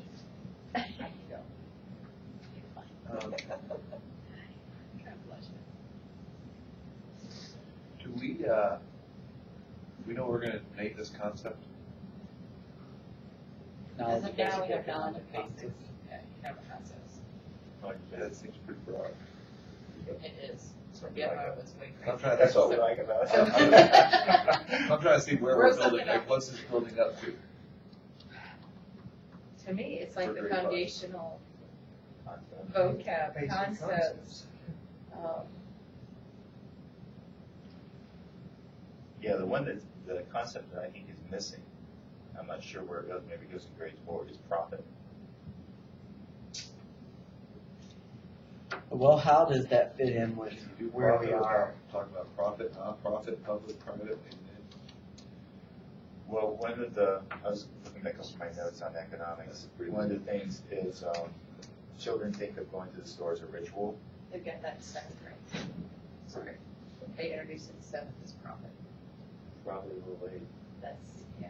But I was the same way with, when I looked at fourth under savings, I think that needs to be expanded too. I mean, but if you're gonna go into savings, then you're gonna go into interest, and then there's your profit. And, I mean, Well, buying and selling, we buy and sell not as a ritual, but to make profit. That's why we have businesses, don't make at profit. what age can be classified? Right. In a good business. Yeah, we're in business. Right. I think small kids get it.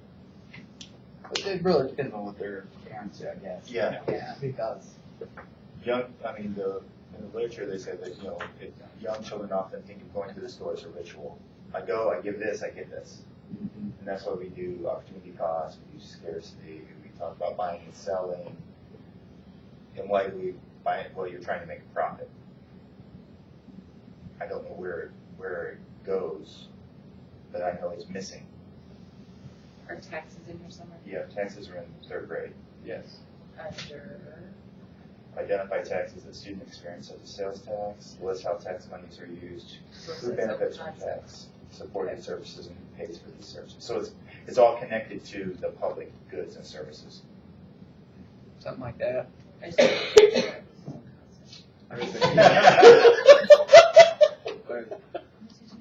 Realize that we give half of what we get to the government. So that makes sense to introduce taxes. Of course, when we're yeah. introducing Yeah. public goods. Well, that's the new, That's the Government. yeah, that's the new problem. We didn't teach kids to spell. So it makes sense to introduce taxes here because we're talking about public goods and services. So that, I think those hang together. I'm having a profit is the one that kind of still makes me think we're gonna get pretty, and you start getting in, I don't know if that's, not that you don't want to eventually learn, but I think there's so much that even comes with profit that spreads back out, like down to labor and unemployment, and because a business that wants to make a profit, so then they're making determinations on how many people they can hire and not hire, and if they start to lose money, they have to look at cutting people. That can lead to more unemployment, and then Maybe it Kind of goes, like it was supply and demand. Supply and demand. because I feel like we're talking, maybe it goes with 4th grade where it's interpret past, explain present, predict future consequences of economic decisions. And we also have supply and demand there. There's savings and financial investment. I like it.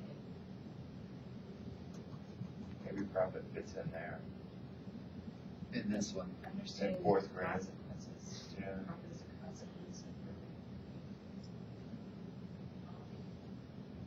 I would like it to say, understanding the interaction of person, public economic decisions. do we get into business though? Because this is all, I feel like this is all still pretty personal, like this is all, like even this, the concept of personal, it's like if I pay, it's not understanding it like a business, and I guess you can take it to businesses, but when we talk about profit. Explain how decisions of households, businesses, and governments affect one another is also in 4th grade. So maybe that's where profit comes in. In the National Council for Economics, they have a whole section on competition. Yeah. And so it says for 4th grade, competition takes what they know. Competition takes place when there are many buyers and sellers of similar products. And then able to do, they identify competitors in their community using the yellow pages of the telephone book or internet site. And then the header talks all about knowing that the quality of quantity determines So they put that factors in 4th grade. competition. Yeah. So maybe it does Who's 4th grade, that? it goes in 4th grade. What? Who is that? It's the National Council for Economics or whatever. It was the National Council for Economic Education.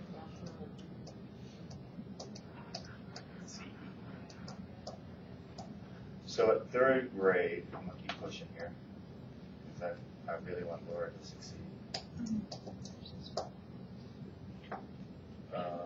We've got compare and contrast private and public business services. Then the second standard that's listed in 3rd grade is distinguish among natural capital and human resources. Under, yes. I personally like that one. I think that's a good place. Yeah. I think I that. like how we're putting it all together. Break it.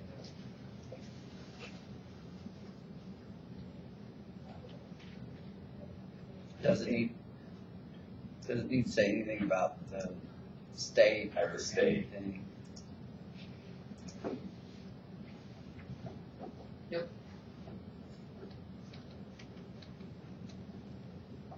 Because you're really not,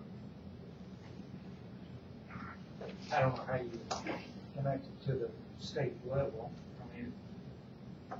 Is that in your state? So then you won't talk about natural resources You're looking from anywhere at else it. to compare to, like, Well, Missouri, you within have the this, state this, would be that. in our local community as well. But I just think of like Limited natural resources resources, and I think like Vote more. right, and where Global, different things are produced yeah. and where they come from. Because you're Do gonna buy we your get all our bananas petroleum, or does it from. Right. So maybe we don't think. I don't know, I think leaving some of it open is good at times, because then you leave, the teacher the ability to not feel so confined. No, it's an A continued. That's where. Right.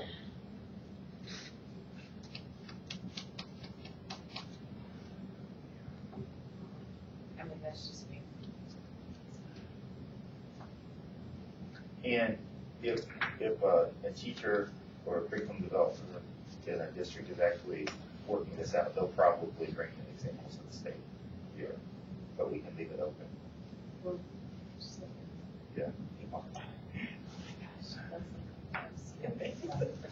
Do what?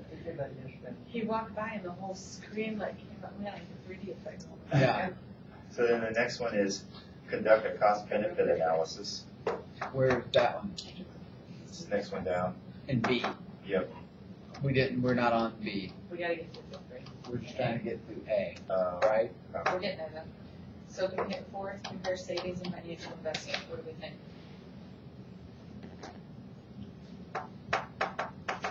I think somebody said that maybe that'd be a good place to increase profit. For personal profit, not where he was talking about getting business necessarily. Here we have explain supply and demand as well from, Then you can get into that personal profit here, and then supply and demand would be more business. And like saving and investment, unless I'm missing it, investment comes up again in the second. But saving is only hit in fourth. And you're comparing the two.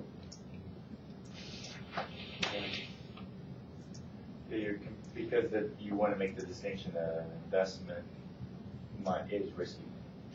You can lose money. Save if you want.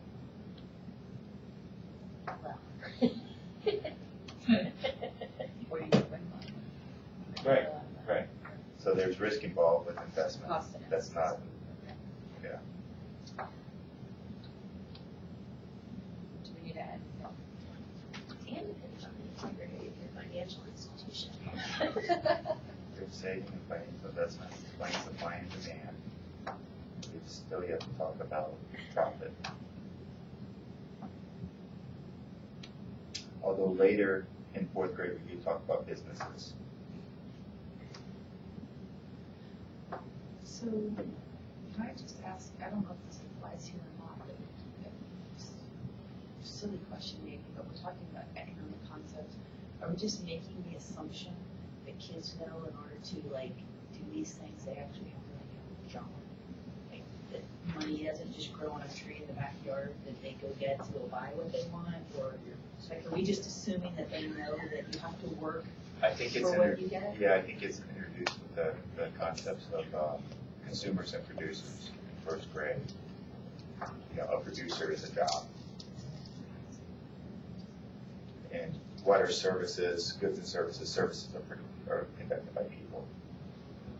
So those are also jobs. And goods are produced by people, so I those think are it's jobs. assumed. I agree. I think Yeah. it's assumed.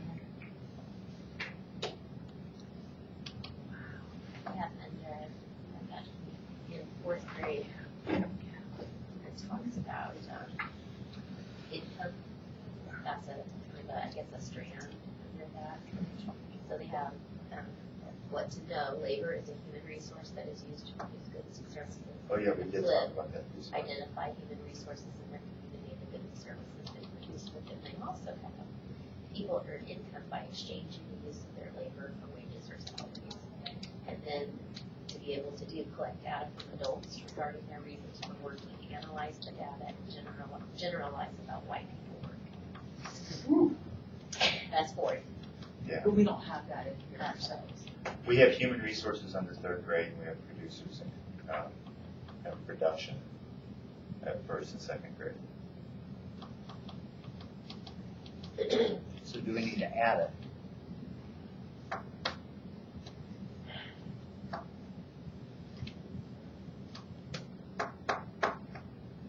So, I like it because my political views, but right, my political views would push me toward, we have an entitlement society that we cannot sustain as we move forward. so that would force, Right, we People have to say have more we can't- jobs. We can't, Yeah. you don't can't make just money by sitting at home. kids think that. Right, I That's know. what we were discussing. I mean, that's the issue. Well, to me, I don't think it's even, I guess I don't even look at it as a political thing, I just look at it as, I mean, I don't. A but I don't- reality, right? It's reality, I mean, Or I mean, people that just don't because our necessarily agree with government doesn't live in reality, doesn't mean we, the people, don't have to actually still live in reality. I mean, to me, I'm thinking, just the basic concept of you don't work, you don't eat, just applies. I mean, eventually, wherever you're getting this quote, free supply of something will run out. So if you don't eventually understand the concept of work, eat, work equals food, then That's what I was just explaining. I was talking to a foster parent, and these kids came into her house, and they didn't understand that you paid money for food. They didn't understand that concept. They thought you They're bartered. this girl's in 6th grade and did Right. not understand that. She said, no, you just have food stamp card for that. You don't pay money for that. Didn't understand food, like you said, is paid for by your job, not by the government. So the concepts are like income, Yeah, labor. it should have. you work it out for me. I'm thinking that- I'm just trying, and where would they fit? Income, labor, Because wages? to me, those are economic concepts, And- right? Agreed, agreed. And there is something to be said that, in some of the economics literature, that children don't understand that work is not necessarily related to incomes. Because you can work really hard and not make much money. Not have enough to buy food. Right. So that's an important thing to teach. So the concepts to me would be income, labor, wages. Those three kind of go together.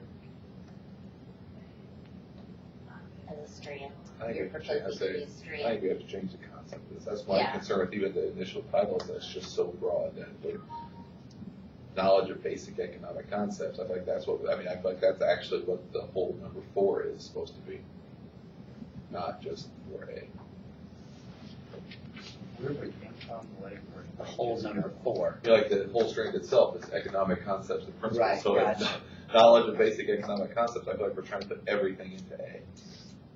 Right. Well, he's just doing that, right? I mean, he's Right, that's what I'm saying. I think that's why pulling when I stuff out. asked about what we're calling this row, like what's the concept for A, I think we've Well, got to all change of that these title. were in A. Right, that's what I'm saying. I Right. think, but if we start looking at all these other pieces, that's why I think we've got to, this is just one aspect of it. And then they have a lot of concepts on that. Well, I Okay, don't- so they have scarcity as a concept, decision making, allocation. All these are different concepts. Yeah. Percentage, trade, specialization, market and prices, role of prices, composition of market structures, institution, money and inflation, interest rates, income. I mean, I think in this- Government failure. Yeah, I mean, if kids don't understand that they have to have something to offer society, they will not receive an income to do the things that they need and want. Like, none of this will matter then. I mean, they have to have a basic understanding that I have to offer something to society, whether it be a service that I can provide or something that I can make to sell to others. I have to be able to do that. Otherwise, none of these will matter because I'm not going to have anything anyway. I think we could do it either in 2 or 3. If it makes sense. And what? This whole strand of income, labor, and wages. So then it's a question of, I mean, to fit with the other concepts that are taught, because we're talking about the exchange of money into and consumption and production, which are done through labor. And then in grade 3, we're talking about human resources and public and private goods and services, which is done through labor. So So developmentally, the teacher where would it be more developmentally appropriate to talk about people needing jobs? I talked about it in second grade. Yeah, we've been talking to our kids Just about it. You because- don't work, you don't need guys, so you gotta learn how to. I want them to understand that concept Those were because where you get money. Right, Which is right, that's why I said I we would could do it as early as second grade, I think that's. and it would become some sort of strand that would be, describe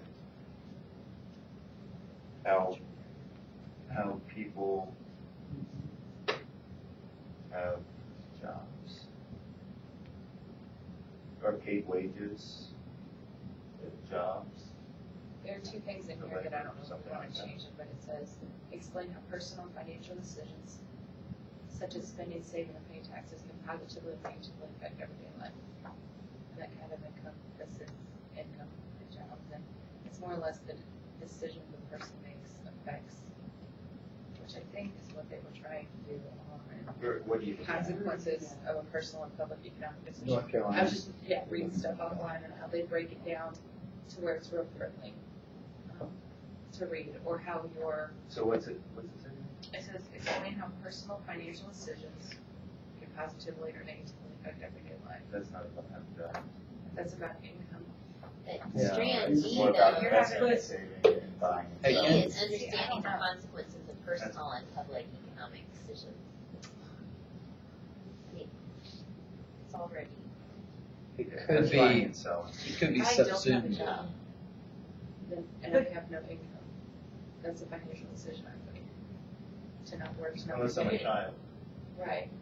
But then, like you were saying Potentially. earlier, some I kids, mean, I some think we kids gotta don't be even get careful the that, money. I mean, I'm gonna say we gotta be careful to say that everybody who doesn't have a job is choosing to be out of work. Right. But I want to be So, careful I that mean, yeah, everybody who right, spends Right, money and you gotta be understands. careful not to say that there's just this large number of people who have just made huge decisions that they don't want jobs. I mean, just they're said if maybe I like- chose not to take a job, Right, then I would be choosing Right. not to get Right. paid. Not every child understands that I have to work to eat. Not every point child is- understands that I have to work to get money. You gotta go back to the point is, even if somebody, cannot work, somebody else is having to work so that that person can be provided with something that we believe they need. But the point is, the idea within all of us needs to,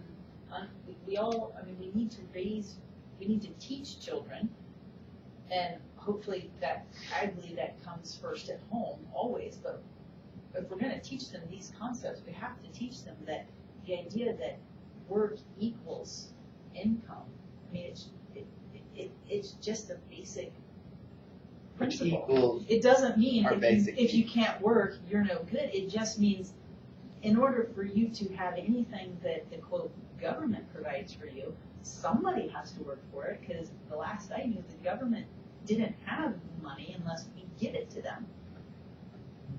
strand D is the interdependence of households, businesses, and governments. And it only has that 5th grade, explain how decisions of households, Yeah. businesses, and governments affect one another. D, That's D. But that's at 5th grade. There's a 4th grade. It's 4th grade. but is that where it comes in? Well, for me, I would say unless we're talking about, the concept of what's work income, work pay, So there's some, what's I the don't one right, want, I don't want that, the idea that interdependence, Right like, there. I need the government to provide something for me, like, I don't want my children thinking that.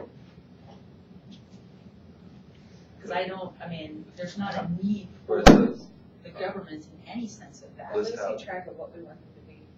list how tax monies are used to benefits from tax support and who pays for these services. I mean, Just because it's, I live as Well, but my point is, if you're not teaching kids the basic concept that you do have to work in order to receive money or in order to pay a tax, I'm just saying, I don't think that we're teaching them all these concepts, but we're not teaching them, the very beginning is work. can we go Somehow. to, somewhere there's actually, so maybe it's under, there's, like, one of the concepts we talk about there is labor. I mean, it's labor. So working is somewhere there we're talking about what determining people working is labor would be their work. I think that's probably the basic concept of people actually working, getting money, so you can produce, you can make. None of this happens. None of this stuff we're talking about now happens without somebody getting money to begin with. Right. So I'd like for you to consider something. In grade 2, where we're talking about how people use money, how people barter in consumption and production, it might be possible to do something like explain how people work in jobs to get money. So take money to begin with. I guess it depends on what level you teach it at. Explain how people work in jobs to get money. I think it all goes together. I just feel like we just keep adding so much to start, when we start looking at this, very like it's gonna be overwhelmed. And it could move to third, but I And think it, second, they're learning to count money, they're learning to, I mean, and still some of them don't grasp the aspect of, I went to Walmart and bought something, and mom swiped her card, and that just happened to show them that, back, it's not.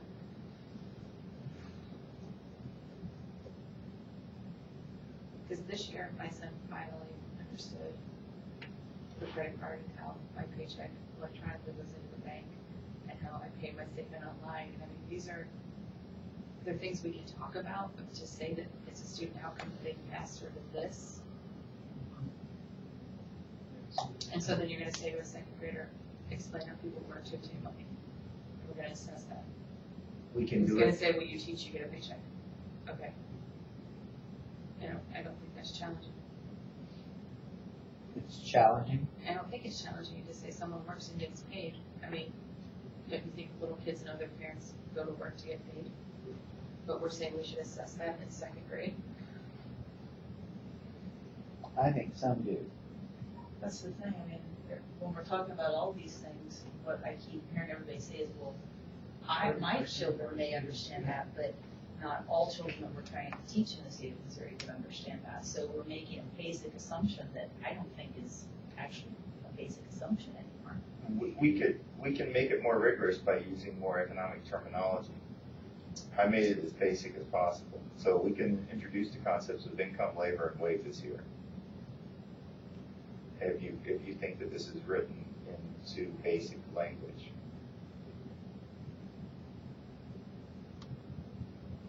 If you went back to your second grade classroom, you said you had to explain how people work to get money.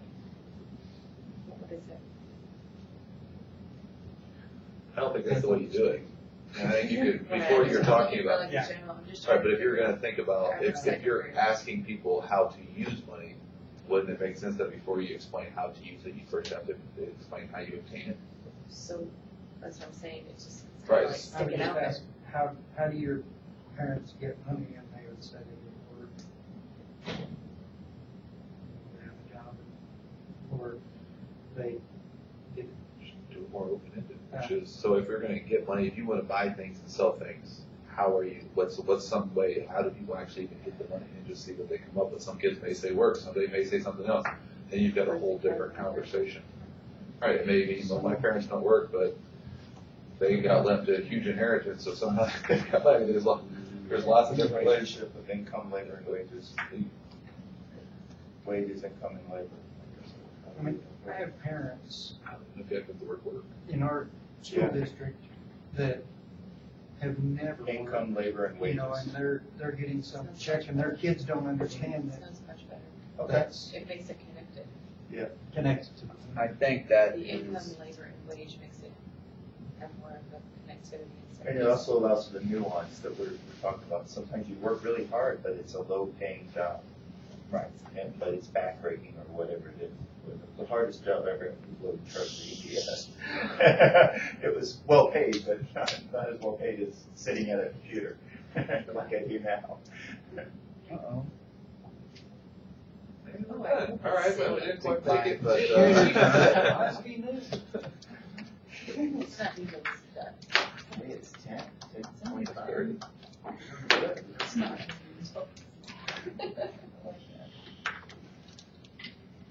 So we may have to write that one down.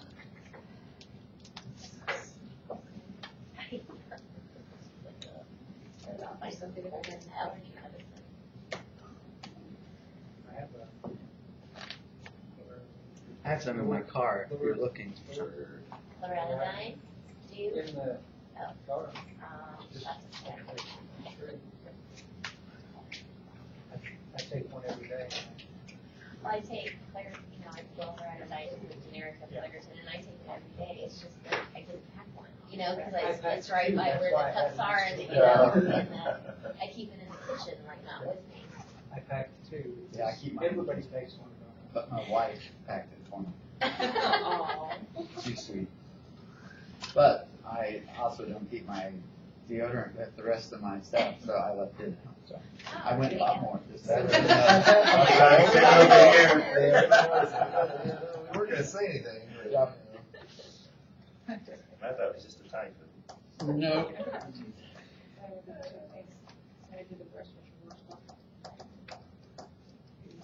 I forgot to say shaving cream. Use that, just soap. Oh. Hey, look, it saved it, didn't it? Actually, Getting you drive auto, that auto save, You're tough. So you're a lot I'm telling tougher. you. Okay, so does that say what we're wanting it to say? I like it. I like it. And these are probably bolded words. Yeah.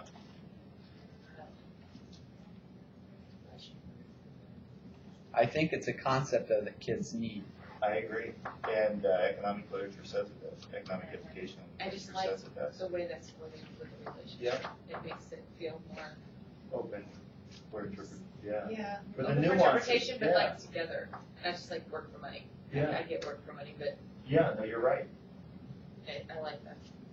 I agree too. Because when you're tying that in thematically with everything else, it's gonna be so much easier. Mm-hmm. So then, all of that. Good addition. goes together. 4th grade? Yeah. Keep these stuff. I think I've read that 100 times. Yes. Okay, so we're gonna compare the saving and financial investment. Do we want to compare and contrast savings and financial investments?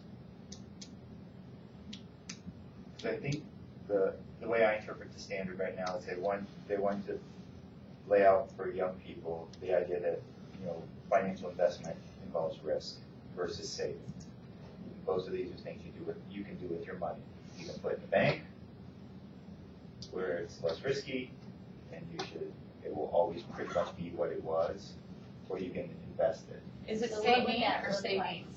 What would that look Maybe, like for a yes. 4th grader to do, other than just a teacher telling a kid? We What take would a that field look trip. like We take for a us? field trip to the bank. Well, then all the kids have to take a field trip, right, Pat? But We we can let, walk. so We we can let walk. the, Like, we walk. so the solution is to let the bank That was teach. most of it. Well, no, I'm just saying, that's part of what we do, trying to Yeah. explain them, like, the interest rates. No, and it goes back to stuff like that. It's a team. Yep. You're right. But it makes it more real. Yeah. And they can Yeah. open a savings account and they, usually start with $5 or $10. give No, I them was actually thought I had some clarity in my bag. Well, I used to have some in there, but I In don't. grade 3, we said, okay, you've got money, and you can buy and sell with money. And then, yeah, so in grade 4, we said, but, not only buy and sell, you can also save your money. So you don't only just work for wages. I used to, But some of those wages you can save, or you can invest. So for me, that makes sense. So I would do, Second grade. I do that in 2nd grade. I talk to them about the difference between saving Stuff. in your. Just got a bag of random pills over here that look like Yeah. apples. Okay, the white pills are What's the difference? sinus And stuff, are why do you allergy put it stuff. in a financial Right. investment? We'll discuss it. Interest. Now we'll put the rest of it back. These These are all allergy stuff. Hey, we're And it's all on camera. They're all the same. I don't want to risk it. And it's all on camera. When you said, I was like, oh yeah, I always carry it with me, so, Is this like a drowsy? Is this gonna no, be- no, no. Well, we'll know in a little while. yeah. So, Hey, and if I've been sneezing on the camera too, so. if they're really bothering me, I take two, so they're not extremely private. I was gonna say, when you pull out the random bag of Ziploc and random pills, you're like, I'm just gonna sit over real quiet, not put anything on the spot. Is there anyone got a pain or an ache? I've got stuff I got me from chemistry for I'll teachers. go, Brotman. Carries bags of, carries a random bag of pills and a box of snacks. A box of munchies. We had on campus, this is for camera, we had on campus a police officer from St. Louis from the drug division and a professor from the university debate legalization of marijuana in Missouri. And as a snack, we had brownies.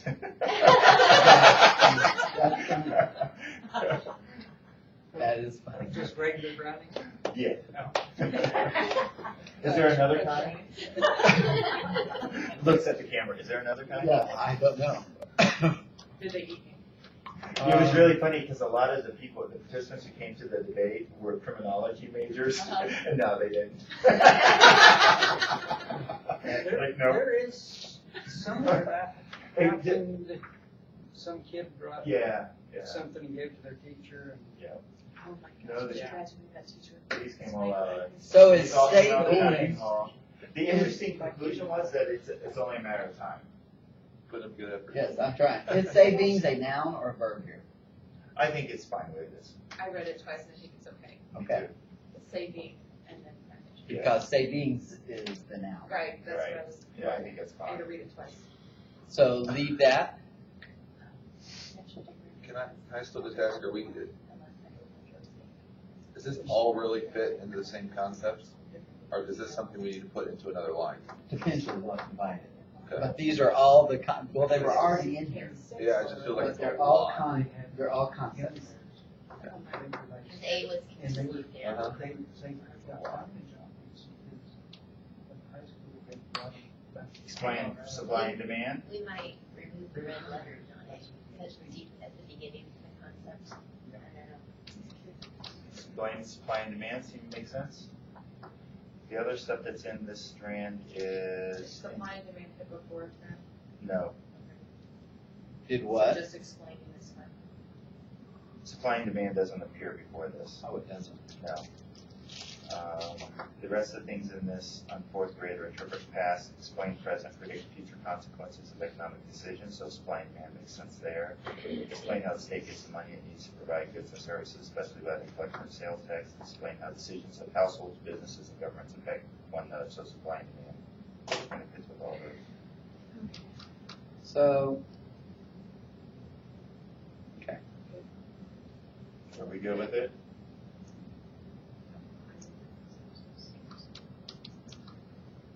Because we've talked around supply and demand multiple other places. Right, but we've We've not really- named it. Okay. So let me suggest one more concept for this area, and that's profit and loss.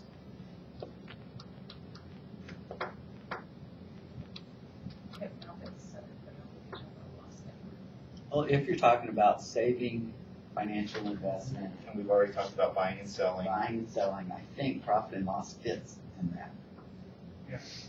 Agreed.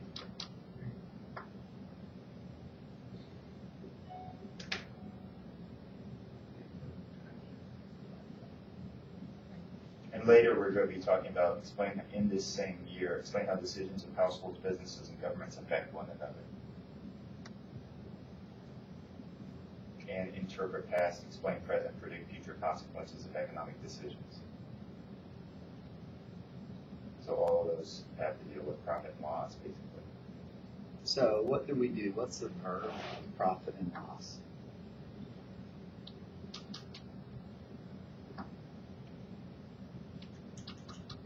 Explain to me could be a, Kathy probably will not identify. Identify them. So that'd be good. or even if you're explaining it, to what depth are you explaining it? Right. Because for some teachers who look at that, they would just take explain A profit and definition. loss and identify to a definition. Gain or increase or decrease. Like you're Apply. comparing and contrasting them, I mean, is, what was the verb? Distinguish. Because you're either gonna make a profit or you're gonna have a loss. And it's, Did you apply profit and loss to, To savings and financial investments. And I'm trying to think profit and loss is bigger than that. Right. Like if you bartered and you got a profit off of that, like you gained more than what you had, or, I don't know, like profit or loss.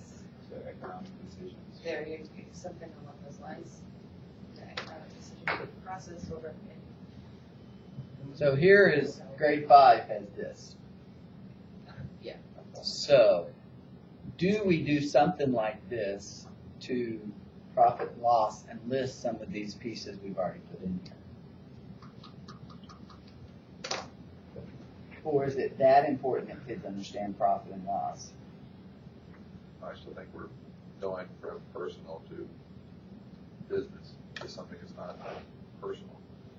Yeah. Well, in grade 4, we start talking about households, businesses, and governments. But it's someplace else, right? It's in the same, yeah, but it's But when you're talking about profit and loss, I think for the But most you part, don't even, you don't think of profit and loss as personal? no. Really, like if you personally invested in especially with financial. I think, but we haven't talked, we're talking about financial investments, you might look at it, but I mean, which I see, I guess, but I think that becomes a whole different. So when I think that barter, gets more.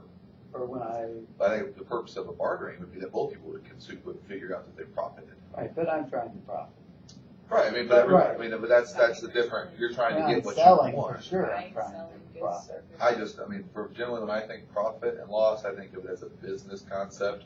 Right, Like, I understand. when we what talk you're about, do I work because we money, why am I, because yes, I want to do, all these things, and like part of saving financial investment. Do I look at it as a profit? Hopefully, but it's also because I'd like to prepare for retirement. So I'm not sure if that's That necessarily, US debt clock. Right. Profit. yeah, I mean, but I think those become that becomes a much, You know, I I don't don't feel know. like Maybe that's that is awesome the way enough. the kid I may not want to. And then show them, and it's live, right, so it's on there. Yeah. And the US debt clock is crazy, it breaks it all down, Mm. and just shows where all the money's going. But Yeah, Matthew's got it pulled It's a up, little it's frightening crazy. to It watch. is, it's depressing, What do you it's wanna know? not What do you sustainable. wanna know, exactly. Honest That's sales, I'm what do you wanna know about? Energy. Teaching within our. Right. I'm telling you. Well, my only thing I'll say on the profit loss is, when I read what they describe the definition of human resources being in grade 3, they talk about, they use, like for an example, they use an entrepreneur as someone who would be a human resource, which an entrepreneur is a individual, but they are also a business, I guess you would say, so they would be looking at profit and loss, because their entrepreneur, what they're doing isn't making them money, they're going to either stop or Right. try to figure out a way to better what they're doing to make money at it, so I think we profit could, and losses. I think we can put it in, I'm just not sure it goes in this row.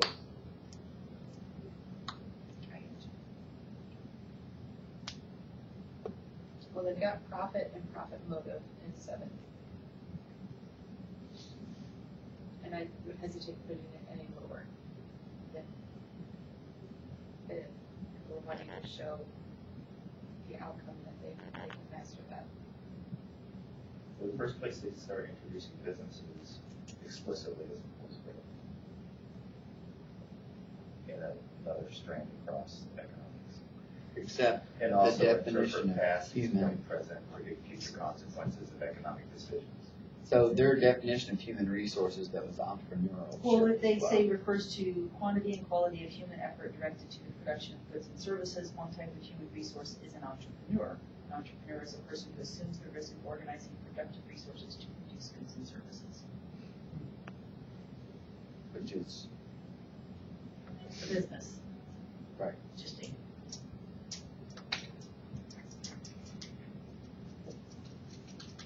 And one of the reasons it's important to understand profit and loss for young children to understand profit especially, is because that introduces the idea of economic competition, which is the basis of the market system. Stores aren't out there selling things just for the good of the community. They're in it to make a profit. And they're in economic competition with each other, which determines price. One Which determines explains the why I price. go to 3 grocery stores on any given week, because I get a better price. So that's eventually where we want young people to be, to understand all those interrelationships. But somewhere we gotta introduce the basic ideas, the basic concepts of profit and loss. You know, you're going to the store, it's not a ritual, you're buying and selling. They're trying to make as much money from you as possible. Right. And you're trying to get the best bargain as possible. You're trying to take the least loss as possible. Yes, Amen. yes. That's a great way to look at it. Yeah. It's not, we're buddies in this. This is a competition. It's not a bad thing. No, no, it is. It's how a market operates. So, I think it fits well in fourth grade because we talk about later on in fourth grade, interpret past, explain present, predict future consequences of economic decisions. And it says, such as decisions made by consumers and decisions pertaining to the environment.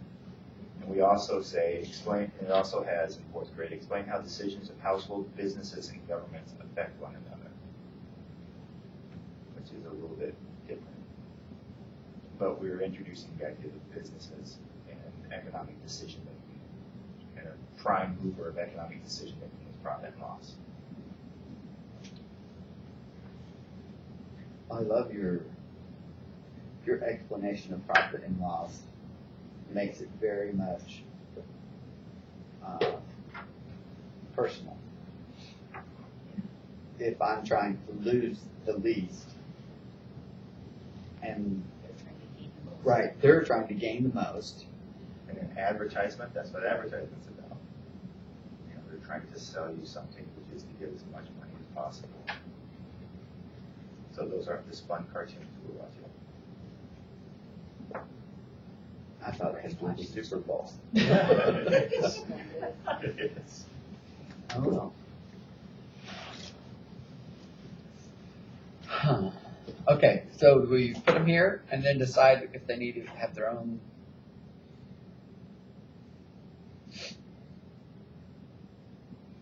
Somebody won't throw out a way to write it. What did you do with the wages and labor? I remember that interrelationship. This one? Is that gonna go across more too, like reading? It could. We didn't talk about that.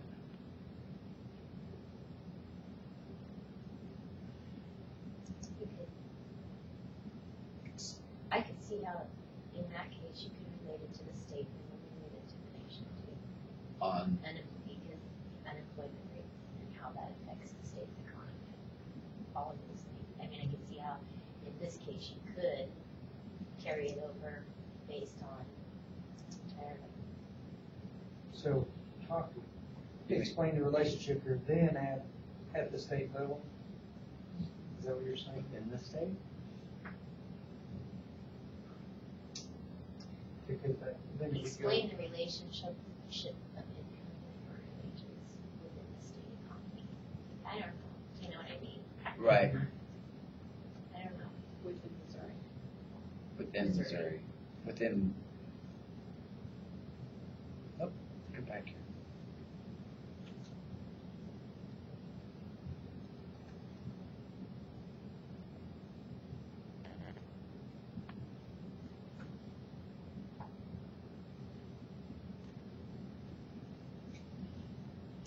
Which is that not what second grade is going to be doing? At the state level, I hope they're doing it at a local, I hope they're doing it at a family level. Family? I know I'm it's, just asking, as a teacher, I read that. Personal level. I'm just saying, I read that as a teacher, and I say, okay, relationship of income, labor, wage. On a personal level, I mean, it's gotta be relatable at home first. And I guess it doesn't actually have to be relatable, but it's a concept that needs to be taught.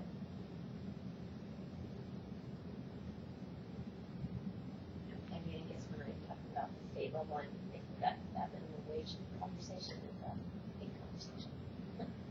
No, I understand. Then maybe it needs to say at state level. That's what he added. instead of within Missouri. Yeah. What do you mean by this? I don't know. trying to get. Is this personal income labor, or is this like how the factors, or is this like how government can impact certain things? So you talk about a minimum wage, that's a government decision. Or are we talking about Maybe like that how That's goes a down, fourth that grade. runs down that That's a relationship. fourth grade. I was gonna Yeah. say, within the Taxes. fourth grade, move over and then Yeah. add that in the fourth grade. because part of this is I also still we talk like about the state level, taxes. national level. You're going by levels. Things, I guess here's where you could put things in like an income tax or a sales. I mean, those are good and below too. I guess that's the next part. Or of it. maybe down below, what you do is tier that by, because that came in at fourth grade, right? Right. So maybe that's at third grade at the state level, and then fourth grade maybe it's at the national level. I don't know. So, Not that one, the one down. Okay, I think we're saying we don't want that there, we don't want that one. right? Is that what we're saying? And just go back to, I have the fear that social studies isn't taught enough already, and it would just keep adding and adding. I know things need to be added, don't get me wrong. I think we really need to be thoughtful of what we add, because it's not taught now, and we saw how little there was to start with.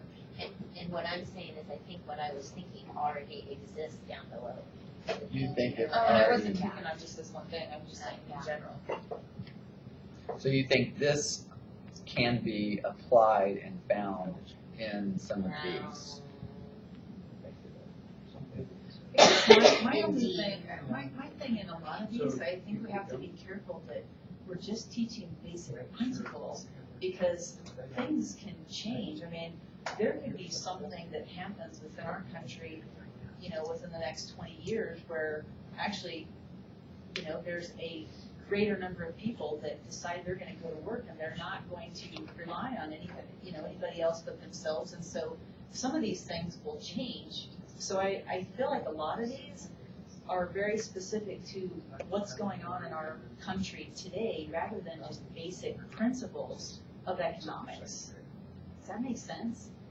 Like, just because we have a tax, just because we have an income tax for this today, doesn't mean in 20 years we may not have income taxes in 20 years. To me, I feel like a lot of this is getting into what's going on in our economy right now today, rather than just basic economic principles. So all these different ones, they kind of are ones to me that don't make much sense. Because we're looking at a principle of economics, not what does economics look like right now today in our country or in our world, because those things change. But if we teach basic principles, then they have knowledge to make decisions in the future that may not look like the ones that are going on right now today. I think the relevance comes in the discussion about today. It can be relevant to discuss it, but it doesn't necessarily mean that we have to promote what is being done. I We're think just trying to teach concepts of. It may not need to be income tax, but you could do taxes. and Because, this is, right now, as we have to look at how our public service is funded, they're funded through taxes. I thought income was money brought in, used in that text. Yep. Not as a tax. Yep. And I think all of these are very broad. Right, but if you're talking about, that's why you're talking about business, like, for example, I don't make money off of any personal businesses, I get money because I work for a public school, so my money is paid for through tax money. So do I work for money? Yes, but it's not coming from a profit or a loss from a business. I guess in some ways, I guess you could argue it could be if it's coming from a sales tax, which is from income from taxes applied to businesses. But I think that somewhere in there, there's a part of this that gets into that when we start talking about profit, loss, wages. Because, like I said, if you ask, even just go independently, for my kids, they say, well, if you say, well, where does your dad get money? Well, he works, but where does the money your dad gets from his work come from? It's not from a business, it comes from taxes. But So that's I guess but let's say that 25 years from now. Well, in 5 years, this will be done, and if we I'm lose the saying, government. 20 years from now, if schools go back to, if the schools didn't used to be public, they used to be, be privately funded by their own communities, the people within the community. So let's say they go back to that, so then you're kind of making my point that we need to teach just basic principles. And we can teach, yes, there are taxes, Right. there will always be taxes. But what's the concept, what's the purpose of it, is more me, not I wouldn't say, I didn't mean to say that we would say it about just publics, but I'm saying we look at tax, so it'd be taxes, so we don't have to be specific that it's income tax. So just in case they go to a consumption tax versus an income tax at some point in time, you could look at it and say taxes, because unless you were to, the government will be funded, so unless you're looking at, saying, I think we could look at taxes. And so I think But that's in what a we start to generic figure out. economic Yeah. sense. Right, which is Not what it does, yeah. specific. Right. Yeah, that's in here. So in fourth grade, in terms of profit and loss, I've got something to throw at you guys. Okay. Throw it at me and I'll type it. And this is to tie in with the economic decision-making that is part of the standard a little bit later. Okay. In fourth grade. Explain the relationship of profit and loss in economic decisions.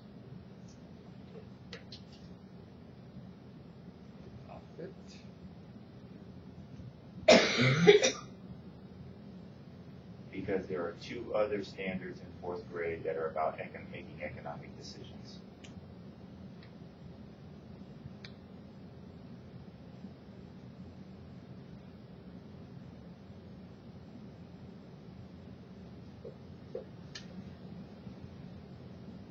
That ties it into the other fourth grade standards. Right.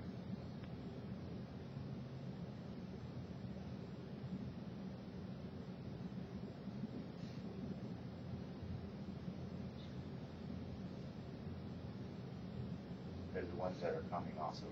There are two that are about economic decision making.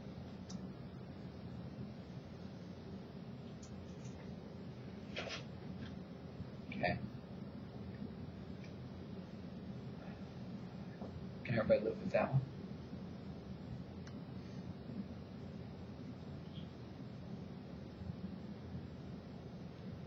Not as almost everybody. Kathy, how are you? Okay. In grade 5.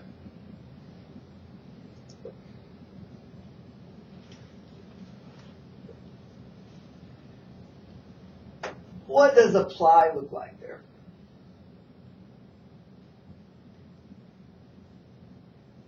We're normally marching so fast through history in grade 5 that I don't know if that's ever applied, is it? Or am I? And I can say in our building, when we taught it, well, it honestly was done through junior achievement.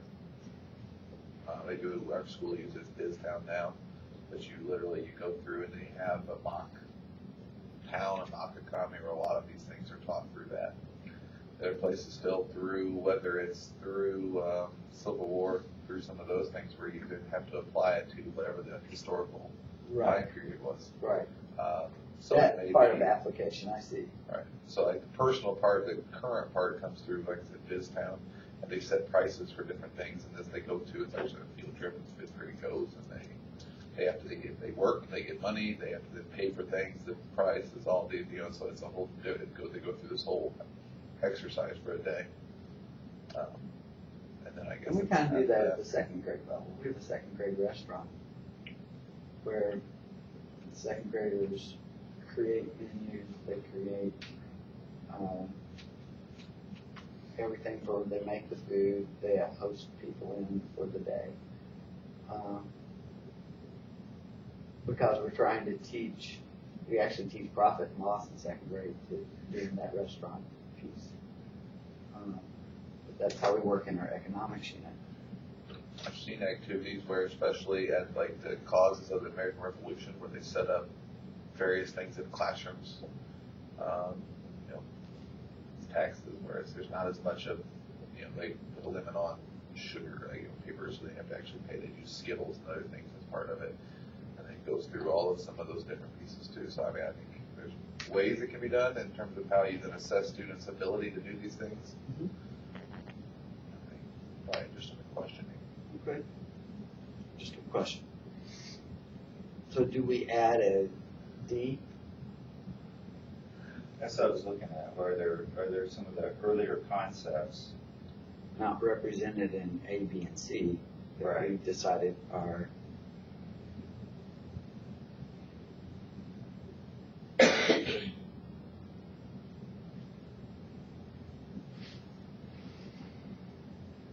was income, waiver, wage that we talked about, is that really represented in those three, any of those three? Not really. It really isn't.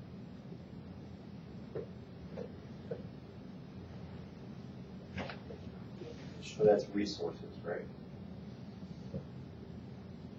No, I guess it's not resources. Resources are included.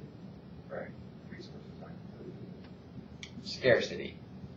That's supply and demand. Talk through resources. Yeah, that does. I guess.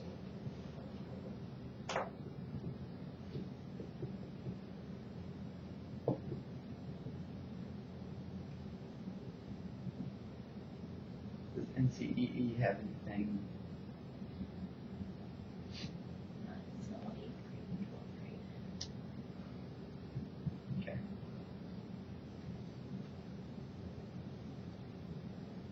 I think the five really needs to be on, because to me that sounds like unfair. I know. They can explain, in explaining how economic decisions that could be any of those that have to do with scarcity or supply and demand and trade-offs, how do they impact individuals and businesses and communities So, in both historically and current. So We can explain the importance of the following economic concepts. I'm going back. because what I think it's saying is it's asking you to apply those things to specific situations now. You've got all this foundational knowledge and concepts that you've built up, so how do they, How about because we're at fifth grade, we're at the nation level, to the nation past and present. To our nation past and present.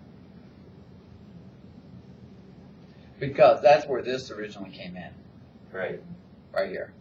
but then I think it becomes about not just concepts, but decisions that are being made or have been made. How did they explain how they impacted? Could, or it could just be compare and contrast, you know. Yeah. At the American Revolution, it was this, currently it's this.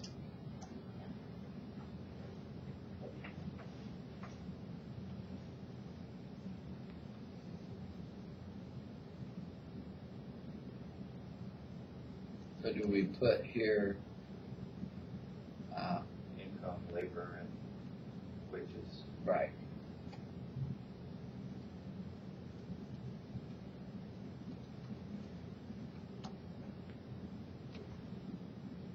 Looks like it's going downhill then. From here. Yeah, it's just the wrinkle. And I think it's concepts to our nation, past and present. To that nation, sorry. Our nation.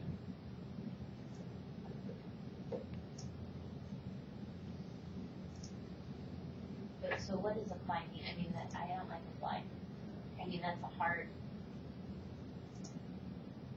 How do I apply scarcity? That's what I'm asking. That's why I asked, how do we apply this?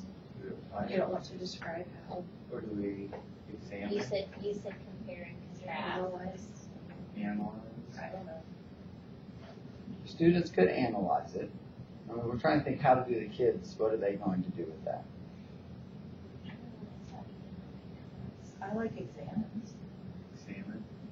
A student, is that a teacher word? Teacher's going to examine this where kids can do something? Or do kids examine this? I think To me, examine is just look at. to me, I want them to explain.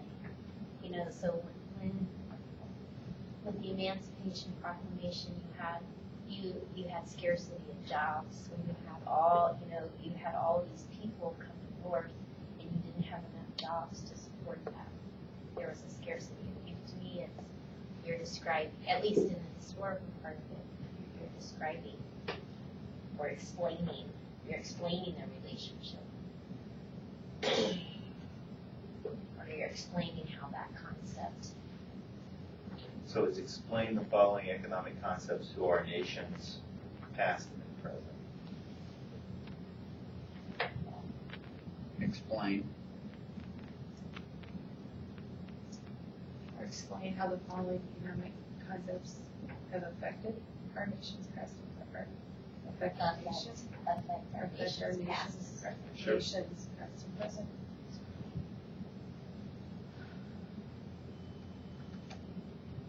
Is that A or E? And I think it's that, but I think you need a how, you need a how after explain up there. I look it up more. I Look, My wife knows it. I was like, Karen, which way is this?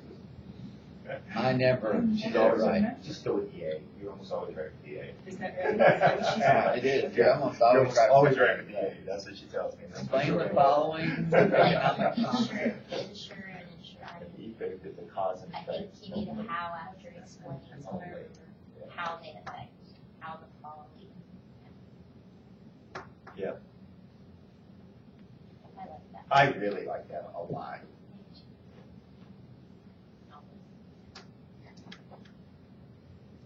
That becomes a robust unit. And we need other things to teach at the fifth grade level, so I'm Yeah. thinking this will be But great. but it helps so much with, like you were saying earlier, with a lot of, if we're teaching about a historical period, it really allows you to make that more than just memorizing this battle here and there. It's those 5 perspectives. Any one of you can bring whole curriculums around economics, or geography, or history, Right. or relationships. Do we want to take a break? It's 11. She's looked at me. So yeah, I mean, She's pushing us to keep Ooh, moving keep swinging. forward. Dory.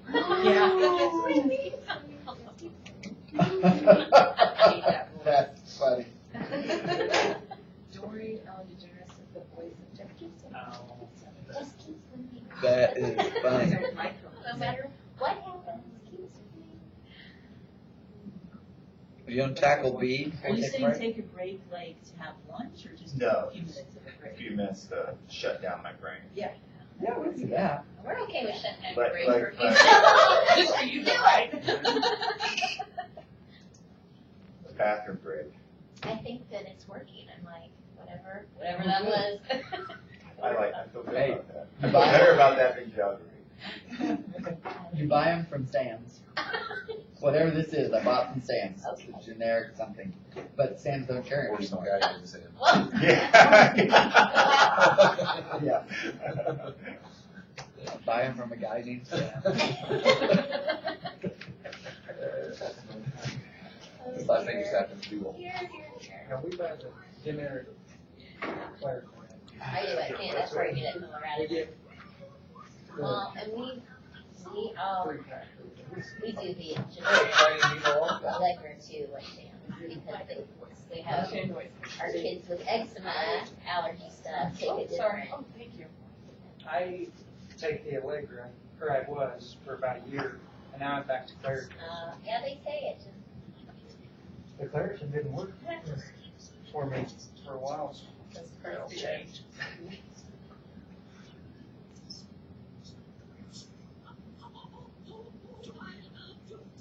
It's just the electric eel, isn't it? Or is this like something added in?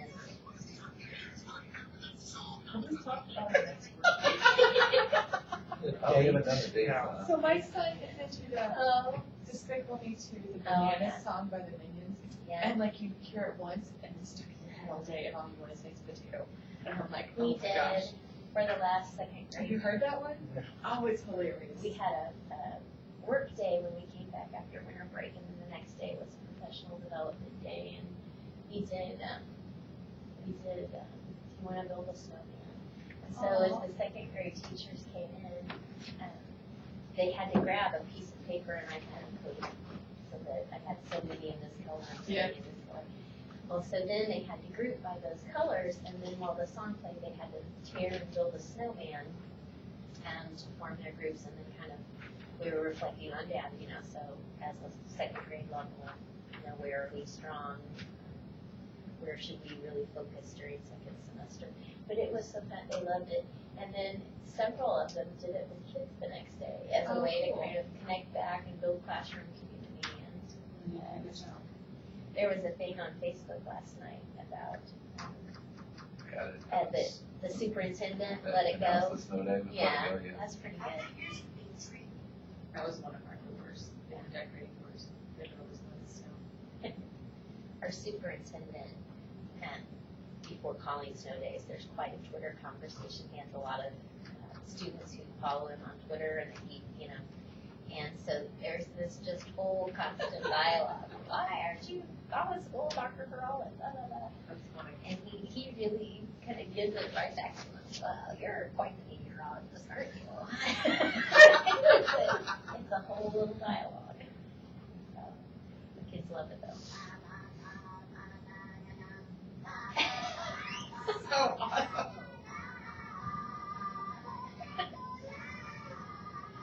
Oh, goodness.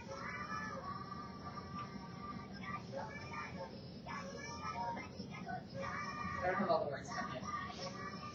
Our technical specialists were showing me a for TikTok. Some of their students in our school said you can speed it up so that, not so that it distorts it, but so like when you flip, you can speed it up a little bit so you have a lot of pauses in between. What did we miss? Did you see that superintendent that The banana song. let it go to announce the snow day? Did you see Yes. that last night? I think that was a principal. I thought it was the superintendent. A private school up north. I heard about that last year, they were doing that, that was a big push.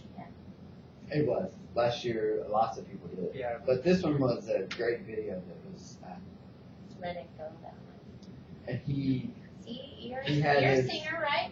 he had his You could music probably come teacher up. sing it, The and banana he song? was just Oh. lip Oh, I got Yeah. Is that what you said? No, I That's thought you funny. talked So his Let it music go. teacher actually sang it Frozen. in the Yeah. I studio. watched it once and that was enough for me. I It was think you really- could probably pull that together for You your know? district, I bet. I probably could. There was one, there What I was a want. theater teacher who was doing, what's that song? That's so fun. That had they would turn every hall and a group of kids would join behind them. So Oh, that's they're cool. all dancing. I had a former colleague send that to me and say, "We can see you doing this." I did. That's quite a compliment, That 'cause was that nice, is thank pretty, you. It was that's pretty cool. My reply was not without several drinks. Are you camera going? Yes, it is. I'm teasing. I don't drink like a fish. Only when you're with someone or alone. Yeah. I only drink alone or with someone. I know. Okay, come on. Yeah. All right, second grade, right? I think is where we get our first non-concept. Explain how to make decisions using cost benefit analysis. We can do this, guys. And then just before we This was forget, we long. need to talk about when we want to get together. Next, I gotta leave about 15 Social minutes. studies page. Okay.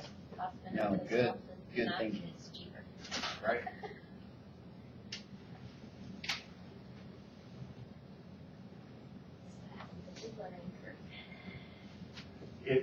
It's in second grade along with explain or demonstrate how people trade using money and borrowing. So it makes sense because that's what you're doing in trade, the general concept. So I don't really have a problem with it.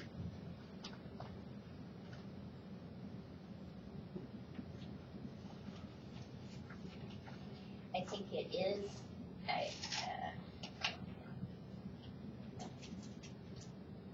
when second grade goes to the National Frontier Trust, and we do it with the mule and the ox on the trail, which one?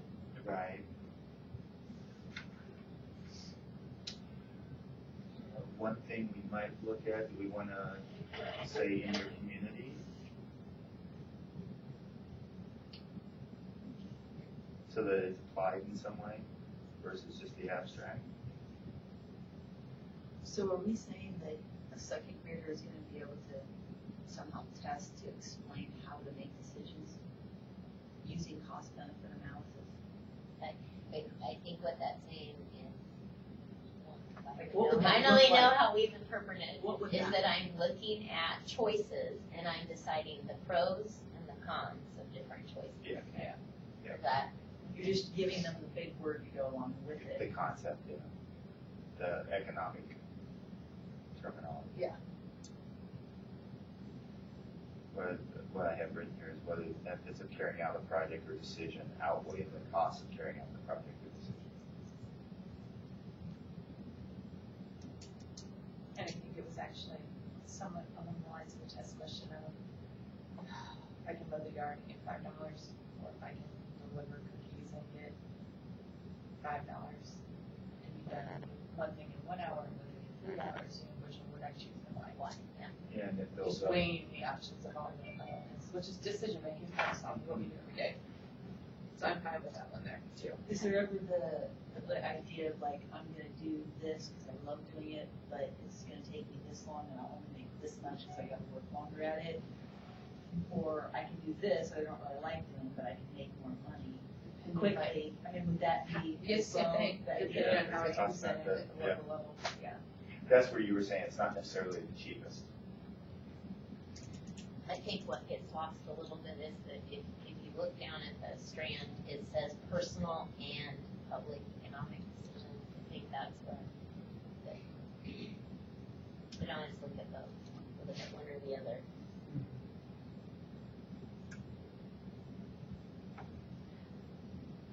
So I'm okay with it. Anyone else?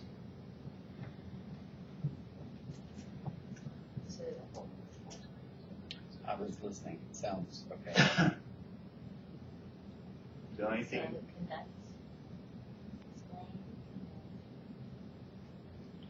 So, but we're looking at it more in a personal or economic decision way, right?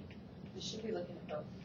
What would a public economic decision cost benefit analysis that you would have a second grader explain? Keystone Pipeline.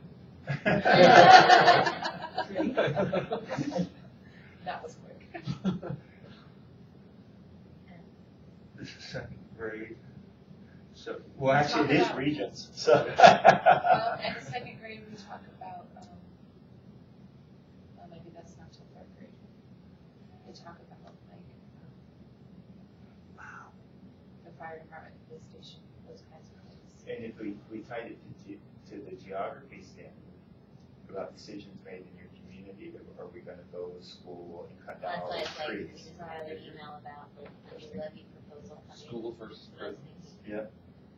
Or just in your Oh, community. that's big. Yeah, just within your community, you can have it play out in cost benefits and decision making.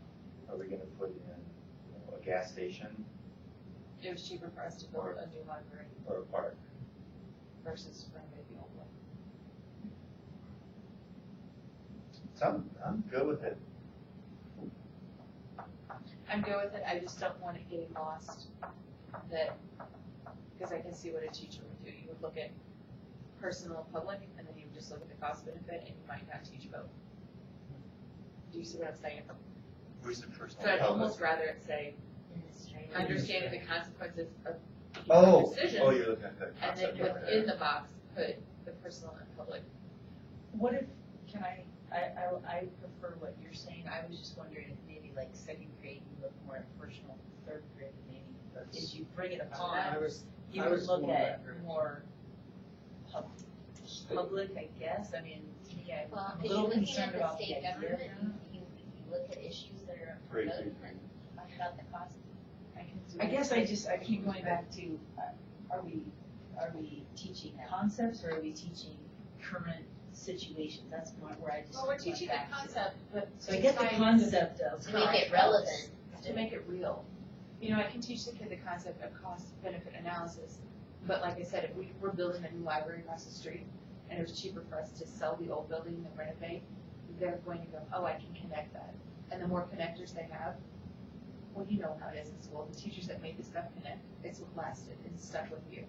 The teachers that just threw the concept out there and memorized it, I don't know about for you, but for me, I don't remember those things. Anyone got a proposal?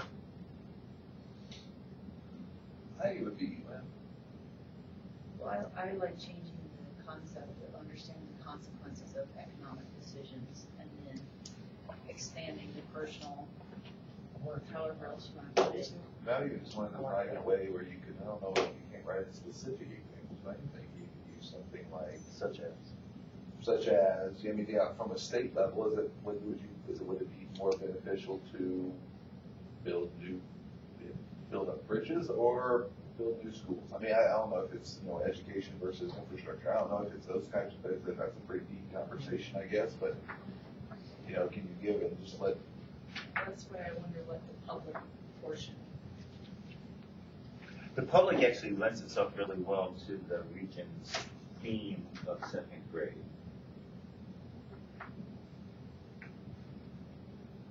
Because we've expanded these well beyond family. But does it not also lend itself to the third grade at the state level? So maybe it should be just personal and public in second and personal and public in third. I can do that. But you're looking at a bigger public each time. If you're going to talk about it probably more, they're going to understand it a little better in third grade than they would in second, but they would just understand the concept.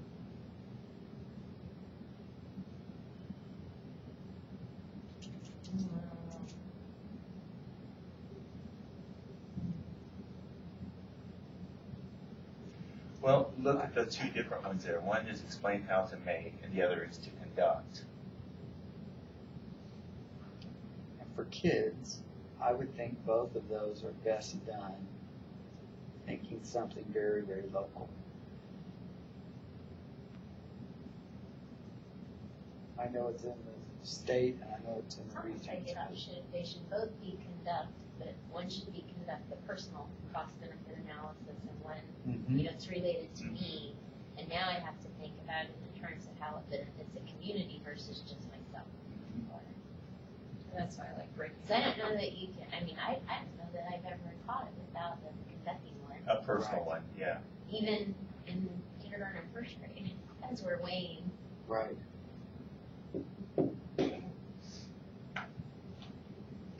So should we move explain to here and do these two as conduct?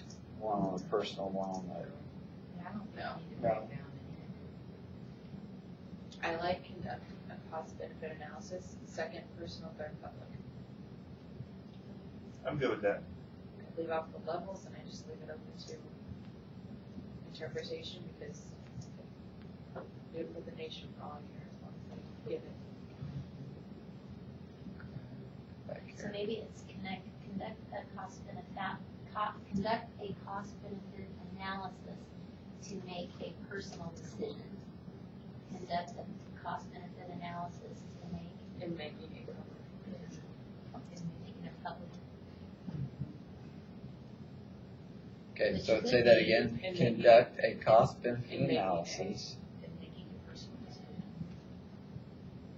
A personal economic decision.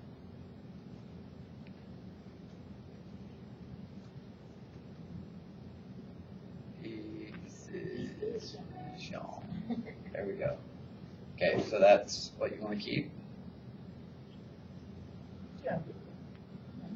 Yay. For now. I know. Sure. For now. I was waiting for it. Until we see the whole thing laid out.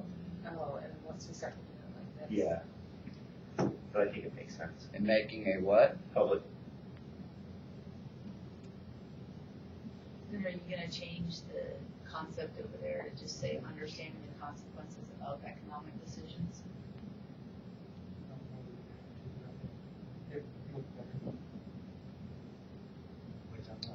Well, in this one, Oh, No, over I to the think concept, that's- over to B. We just. The first we column. should change that to above there. oh, we can. No, we just add some language. Of economic decisions.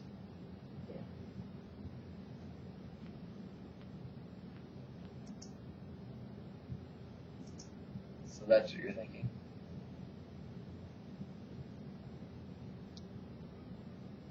I put in the right document, that's what I figure out where he was, look at that. Okay, I'm trying to figure out something. How many documents do you have? Look for Nate? the 115 over 128. I didn't read it all of them. Five point. Could keep up. No, have to delete some of those from my, there we go. There you From the are. last time you sent me this, will it just automatically? No, not So will you the send me the new one? I'll send you a new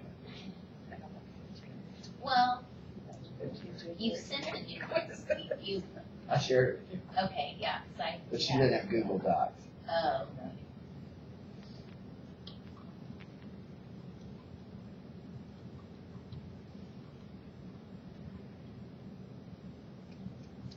Okay, we're repeating the button. Understanding the consequences of economic decisions, concept. So the thing should read, conduct a personal cost-benefit analysis and conduct a public cost-benefit analysis. You shouldn't have to repeat in making a public economic decision. That's fine.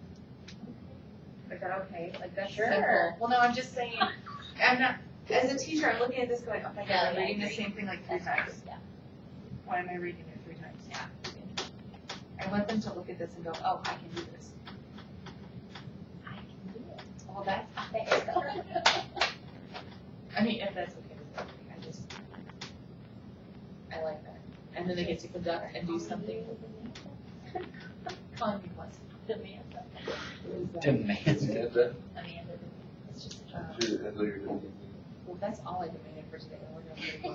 Hey, I think we're ready. My husband would concur.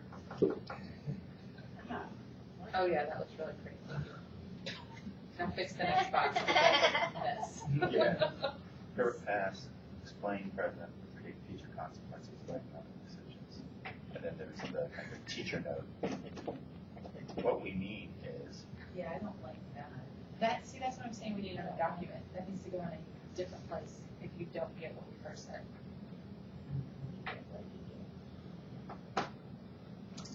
Okay, so are we good with those 2 yellow spots? yes, Okay, Yay, thank you. and except I don't know if we were thinking I knew you wanted to move on, but that's. I thought you were gonna have something real big in with them. It's not very big. Something Like you're gonna like throw a wrench in. Yeah, it's, Well, we just Sorry, worried so about. that needed to be a pain. That wasn't a thing. I knew you would go to lunch, you get cranky before lunch, and your coffee was off, so I'm trying. Okay. Okay. so then look at 4th grade. Well, that's fantastic. I just want to take it all out and start over. 4th grade one? How is, I don't get it. how is this different from up above in knowledge, well, I guess it's just knowledge of. Where? Maybe, Under which one? so, We read it out, this, so, but how is, explain how the following economic concepts affect our nation's past and present. How is That's that 5th grade. different? that's good. Yes. How is that different from interpret past and present, past, explain present, predict future consequences of economic decisions? So Right. we're talking about a variety of economic decisions, so it could be almost any, it's basically an extension of the cost of benefits, right? right. It's another level of cost benefit analysis. So let's take it all out. Example. Level, Like what? analysis. They have it there. Yeah, but I don't even know what that means, honestly. Or decisions made by consumers and decisions made. Okay. What does it have to mean? So, What do you mean by the, like, what do they mean by the environment? Why are we? so like, you know, Well, we gotta the cut down, environment we gotta doesn't cut have down this. trees So to you build a were- gas So station. you're looking at the environment, it's not this is how people use their surroundings. Well, consequences would be, well, like in Colorado, there was that big, like the mudslides where they had cleared forestry to build homes. And so that really destroyed the resorts that were. Or are we gonna build a pipeline across pristine Nebraska? And endanger the land of oil spills. So you're wanting to expand on cost benefit analysis, past and present, and I guess even future? And I don't get how the environment consumers got thrown in. I think it was just giving some reason. I don't know. I feel like they took what was in 2nd and 3rd grade and just tried to make it more wordy. Rigorous. Can you scroll over, Craig, real quick to I feel like they tried 6th to grade, describe what's the difference I between. so much can do that. So we're gonna jump from cost benefit analysis to whatever the heck's going on in 4th, to looking at these guys are still working with economic decisions, which is what our concept is about. Yeah, so sixth grade is identify the consequences of personal and public economic decisions, interpret the past, explain the present, and predict future consequences. I actually think that they're asking fourth graders to do is more difficult. Than Right. this, the All fourth you grade do is identify is them. harder than this. They're interpreting and predicting future consequences. This, all they're doing is identifying. I'm just gonna say that's 9-year-olds, No, I'm saying that's, just saying like. predict fourth future grader. consequences is pretty. Yeah. Yeah, they're gonna use the benefit of the CBO for that? Wow. Why would they do that? Well, maybe because we have savings and financial investment earlier in the same grade. And so this is a way to look at that. Supply and demand, Yeah, profit and loss. yeah, But then we need to make that tie into those things. right. And I think that's why they're going to the future consequences, because a financial investment can be risky. So Or then not. why don't we do something along the lines of something to do with a cost benefit analysis of investments or savings or. Like right now, I just feel like it's floating out there. That makes more sense than that. Yeah, they look at more generic instead of explicitly tying in those concepts, right?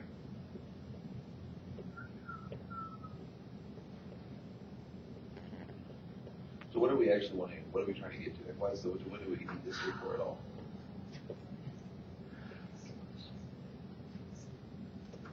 Yeah, it's there, but Yeah, I know, I'm with you.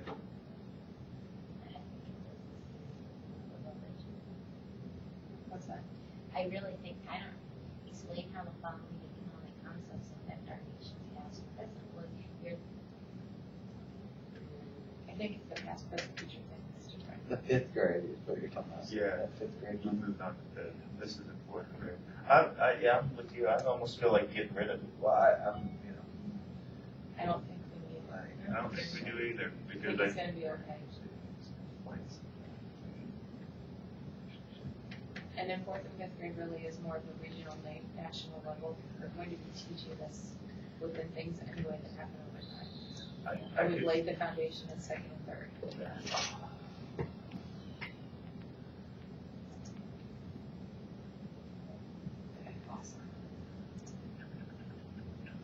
So who wants to argue that one way or the other? Does anyone want to argue leave it in? Is this maybe and explain the relationship of profit and loss in economic decisions? Is that where this would, which is the fourth grade one we've had above? Right. That's the thing. I think we accomplish all these that's things what I. by looking at the concepts. And I think that, maybe even at the beginning, when we talk about describe examples of needs and wants and opportunity costs, even in kindergarten, is that similar to the cost benefit analysis? They're gonna have to do that in order to decide opportunity costs. Okay. But we've given it a name here. Yeah. So when 10 years from now, the next group of people look at it, they say, if we take it out completely, they say, well, why didn't they have a cost benefit analysis? Well, we do. So I'm good with it going out. Okay. So we are at C. The various types of taxes and their purposes. Do we want to break for lunch? Talk about tax policy, Are you not wanting me to, Michael?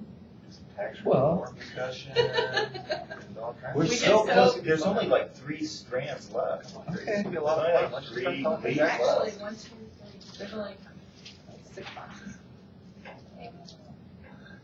Right?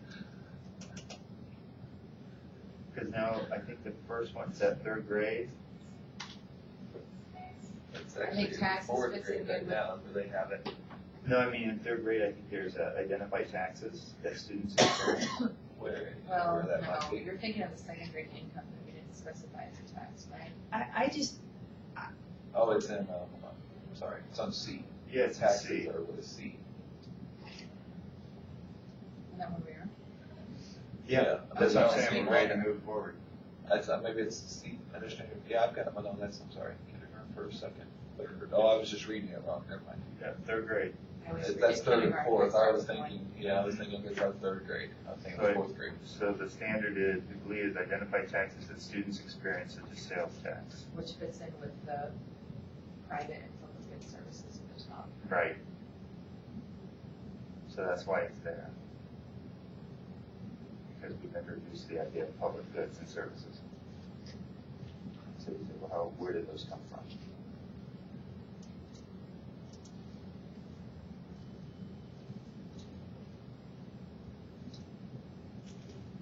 So the first is to identify them, and then the second Or one. it doesn't really fit in with them, does it?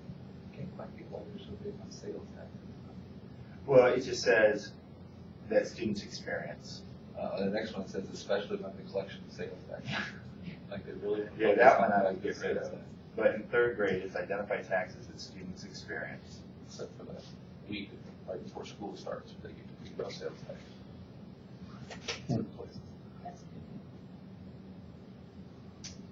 good. I don't get how the fifth grade one fits in the work grade box. Unless it's just they're not ready to learn about state taxes. I think the idea that they wanted to identify taxes first and Yeah. then explain, so they were trying to break it up into an introductory and then the next part. Mm-hmm. Which really, Okay. unless we couldn't combine them, then I think that must have been as well. Probably do that in third grade. I don't think you need to, especially by the collection of sales I tax. don't think so. Yeah. It's talking about various types of taxes, and Yeah, we don't exactly. get that till eighth grade. Exactly. I'd probably take that state Various out and types. add that to third grade, since it kind of goes. Yeah, I would What we're too. doing here, and then maybe drop the last part, like you said. I like the concept of being like understanding taxes and their purposes. Because we're really not gonna go into, I mean, maybe you will, maybe you'll go into county tax versus state tax versus So what- your town's tax versus my town's tax. City taxes. Some Yeah, cities have yeah. taxes, some don't. Maybe you do that, okay. Income taxes. Okay. I will say for whatever reason, I don't know if it's just mine, but this is something my kids talk about, like without it having been introduced. Yep. Your personal kids?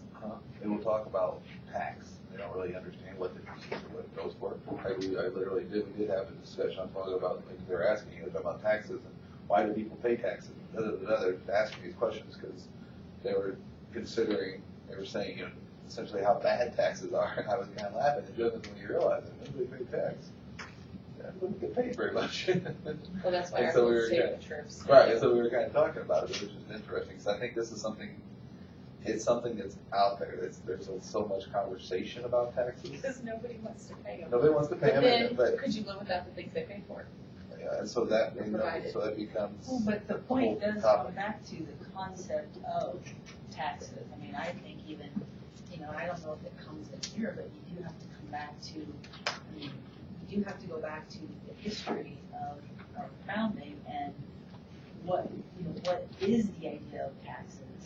Because like I say, just because we have certain taxes today doesn't mean 20 years from now we're gonna have those. So if we're teaching if we're too tunnel in what we're teaching taxes are, then we're not giving kids just the real concept of the purpose of taxes. And I think this is just more the purpose and concept. I think that's where the, yeah, so I could see what Tony's talking about coming in, especially in fourth or fifth grade, wherever we decide to start with the, that to me, that's a conversation that starts especially with the causes of the American Revolution. You know, I think that's where those things, that's where It's you just start. one, really- it's just one, you know, grievance that they have. Right, but I mean, that's where it really, So, that's where you start talking about federal versus state, local. So right now we've got in third grade, identify taxes that students experience such as sales taxes. Are we good with that or not? I would add in state. I think that goes with our, State sales taxes. where do we actually decide, where do they actually define what a tax is, Yes. where it comes from? Right here is the first introduction. So there's no definite, it just says identify taxes, it doesn't Right. actually. Their definition is, taxes are those required payments made to government by individuals and businesses. Yes. Should be made. Taxes are those required payments to governments by individuals and businesses. But also May I in third. guess? Oh, I was just gonna say, somewhere along the line, I don't know if it's in the economics portion, but it has to be, it has to be, we have to understand, we're not just explaining what a tax is, but it's people who, we ourselves determine that we're going to provide a tax, because they can't tax us without our permission. So it's us who determines that we're going to be taxed and what we're gonna be taxed for. So it's not like the government is just taking money from us, we're actually allowing them to do that.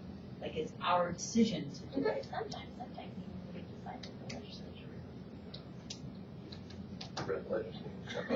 I think that actually falls under the government strand. Thing. Yeah, and the powers, rights and responsibilities of people, and the powers reserved for government. Also in third grade, we have list how tax monies are used, benefits from tax afforded services, and who pays for these services. So there are two glees in third grade that are about taxes. One is to kind of identify taxes. Maybe we don't use the word identify.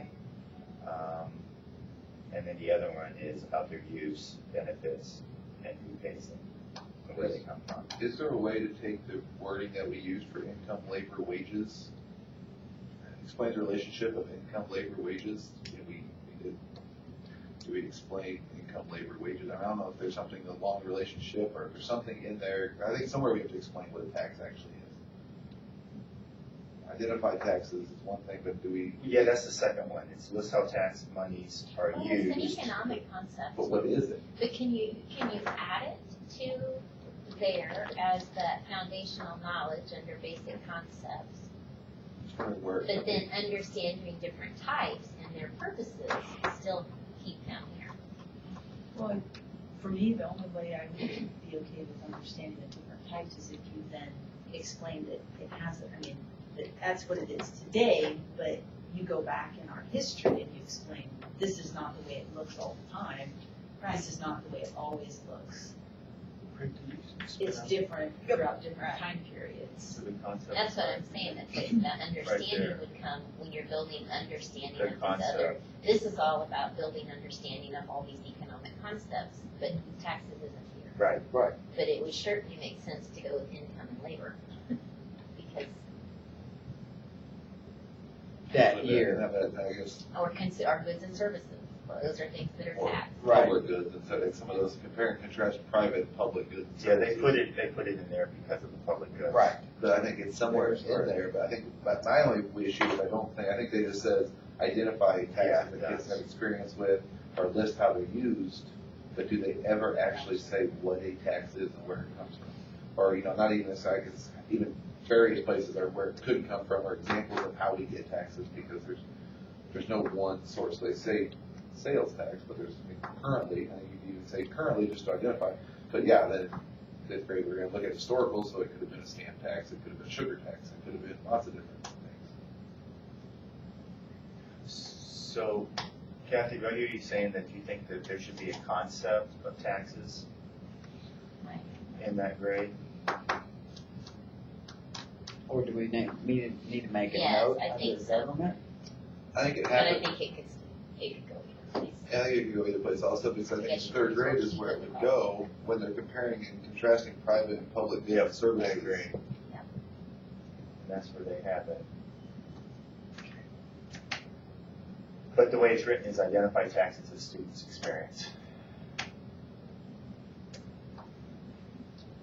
So how else can we reword that? Because, and I think the sense there is that we're going to define what a tax is, Right. and we're going to use the example of a tax that students might experience to make it make sense to them. So what if we say, instead of being real specific, I'm just curious what your thoughts would be, if we say, describe what a tax is and explain current examples of how taxes could be obtained.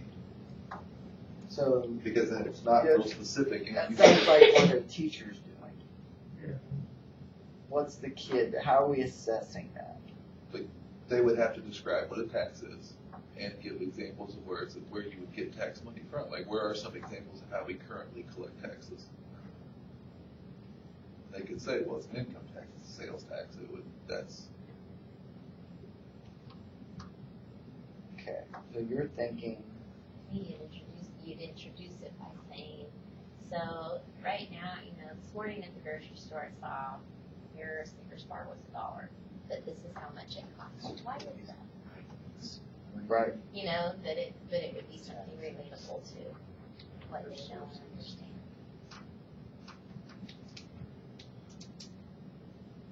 I think that's where everything, like, with current, I think, like, right. We don't want to enter the from.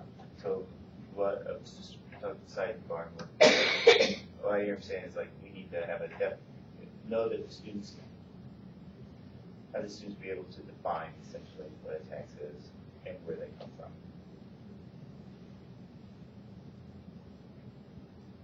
Currently.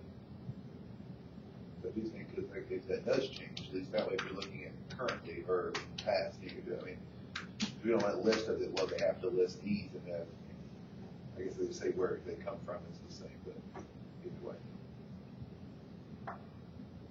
Define and explain the sources of taxes.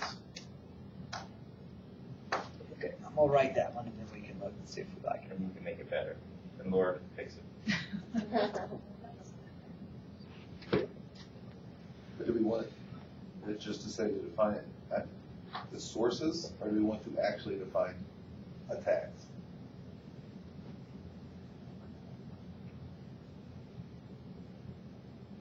Because that's essentially what we just wrote would be the same if we identify taxes that students experience. That's the same as saying identify sources.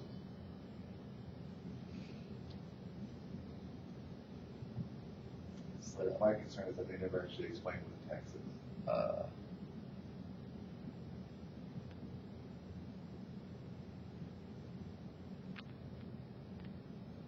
When you say explain a tax, what does that look like?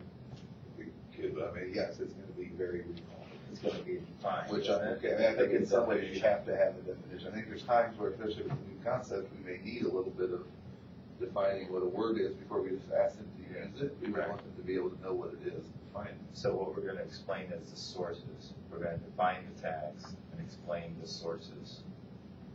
Right, which, or specifically either explain the tax or be able to identify examples of where you would obtain tax or how taxes are currently used or where they may experience taxes. Then you could use the same. I like better word how taxes are currently used. Because then you are describing current, but you're So not. that's the but next you're- one down. That's this Oh. one here. Could you make it like a set of 3 so you would figure out what they are, where they come from, and then how they're used. So the next one down is Where would about you say the they use. come from though? Well, that, I mean, I have to give examples of currently where they come from. So it could be an income tax, sales tax. Those And are so currently you're where they saying, come but from. you're saying ultimately in third grade, in the, whatever the understanding is, governance systems that they're gonna learn at that same time or somewhere in that time frame, that tax is something that people determine that is gonna be taken from them. Right, I think the- that the- comes through in terms of like The governance. governance systems or the, yeah. But that's that's where I in would see there, I it. mean, I think we could, I don't know if it's in there currently, but I think that's where, as you're looking at, Or we have to make a note to add it.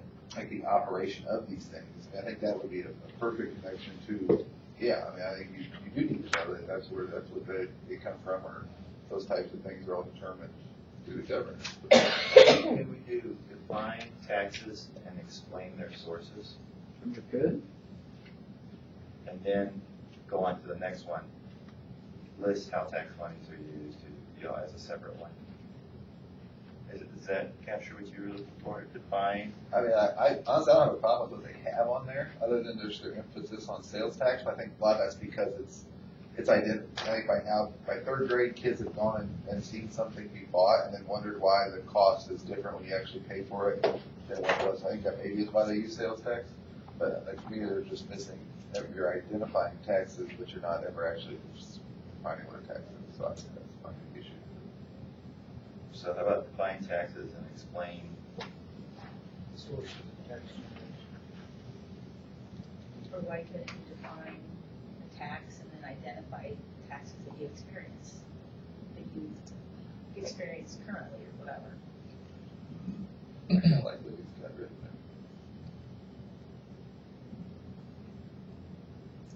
there. Okay, I'm good with it for now. Explain taxes and sources of tax generation. So what, we leave this one? And now move on to that. So you, above that, the identified taxes and experience, I think we're saying get rid of it. Okay, so possibly Read that on the bottom. read this one.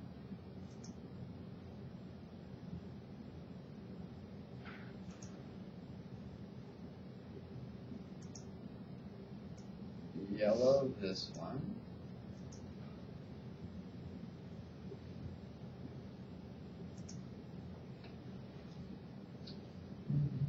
We'll move on down to the next one below it.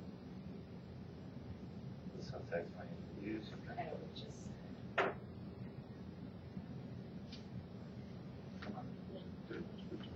It's on on the the back understanding of what this is. This is how they're being used. This is not just how they got them, but how they use them. And he benefits from that. Are currently, Well, then it has to be current, because Right. we can't, I mean, can we just say, let's have taxes are currently Well, used? but that was the whole, that was one of those factors in the second resolution, is that how they were being used was not relevant to the people who were paying them. I'm okay with this one. This is third grade, right? Yep.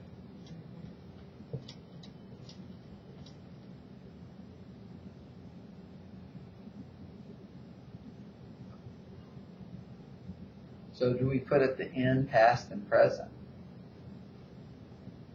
Do we need to show somehow where, I mean, this is an economic factor that Right. has determined conflict for years. I don't think we need to in this part, but I think we can. I think this is something that could then continue.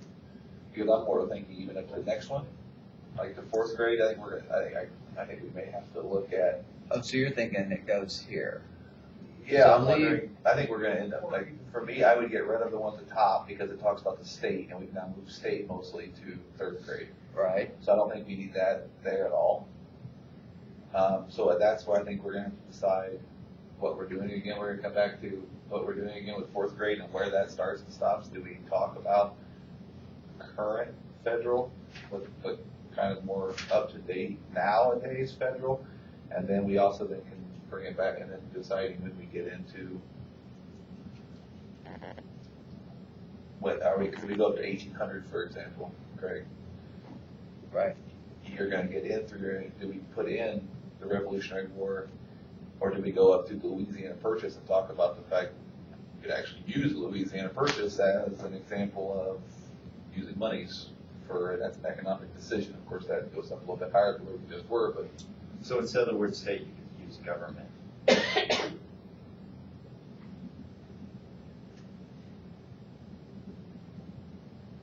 And that allows you to then, whether you're talking about the state, or whether you're talking about the nation, whether you're talking about the Confederate States. Because what that really is speaking to is government. Governments collect taxes. I guess I still don't understand the one before it that says define and explain taxes and sources of tax generation. I can define taxes, I can explain taxes. I can define sources of tax generation. Is that defined? No, it's explained.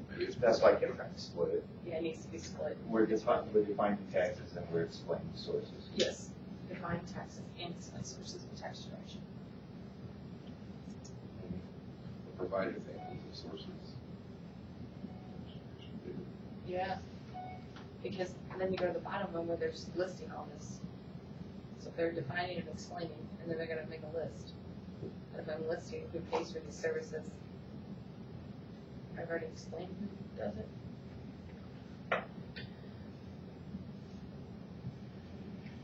It seems like it's repeating. So back to the yellow one, Craig, Okay. we're thinking define taxes and explain sources. Okay.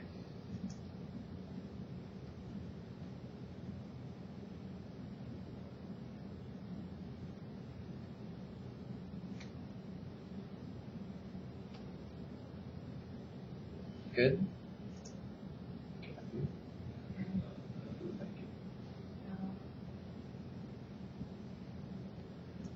Did we decide this one stays? I'm okay with it. I think it definitely needs to. But we said we may have to change it here, or is that, Who benefits from it? If we want to distinguish, you could even put on a state, local/local level, and then take it to a more federal, if we're going to the nation. But I think you could explain that, would show it, or you could even just carry the same language on to the next one. Yeah. Just assume that it's going to be done, since that's what the rest of it's from. and like you said, the history is going to push us towards you talking about it. That the government might push it toward use it for preference. Right. And not to throw another wrench, but as we're talking about all these taxes and governments and stuff, the economic concept that I don't think we have up there is debt.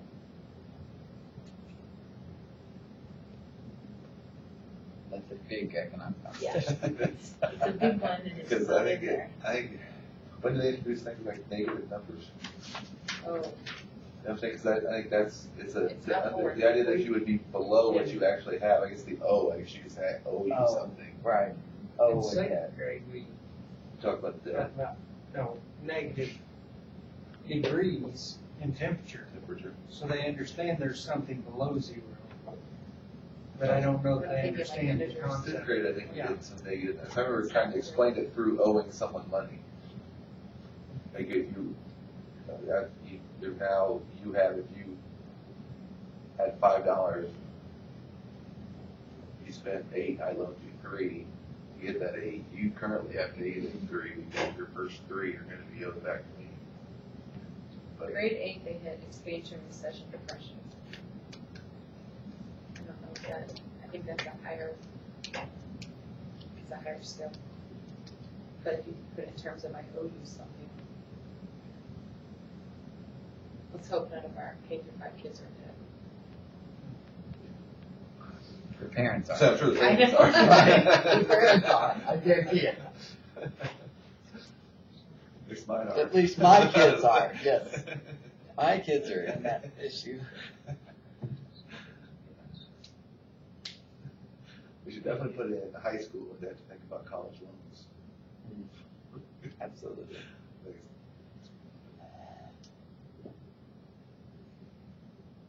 So hold on to that thought, because we may go back up and push that in.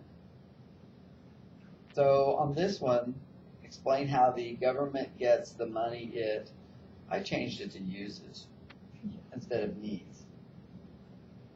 It needs what we give it from, I think. Right, I think we have to, it's just a way to think through the concept. The government uses money. We can tell it not to.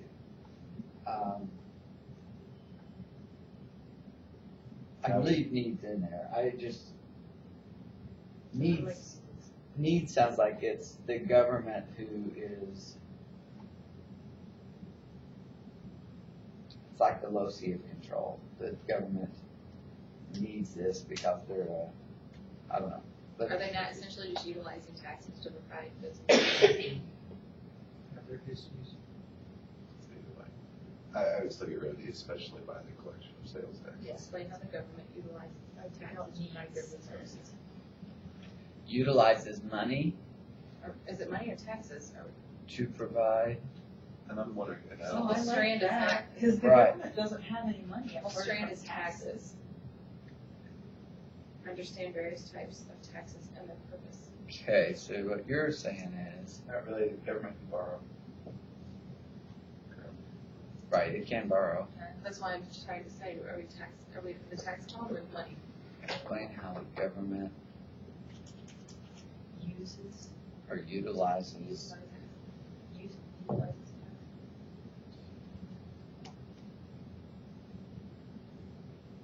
Is it not saying, oh, you're, in one you're listening, the next you're explaining? Because isn't see on the bottom list how tax monies are used, who benefits, who pays, explain how the government utilizes taxes to provide. Much different. I think the big difference there is that the things of because one, you may look at it from a state, government, local perspective, or the other one, you may look at it looking at it more from a federal. So do we want to put in there, list how local tax monies are used Where? on third? That's like that, that's what really it is. You could potentially use it with third and then, but then we have to determine on what we want fourth grade to look like. Okay. So if we get real specific, then we have to kind of be more specific with fourth grade, I think. Right. I agree on taking the especially by the collection of sales tax part out. Yeah, we Well, agree with that. I think that this one is in grade 4 because it was the state gets a lot of its money from sales tax. So I think they put that in there just because grade 4 used to be the state. That's why I think they've.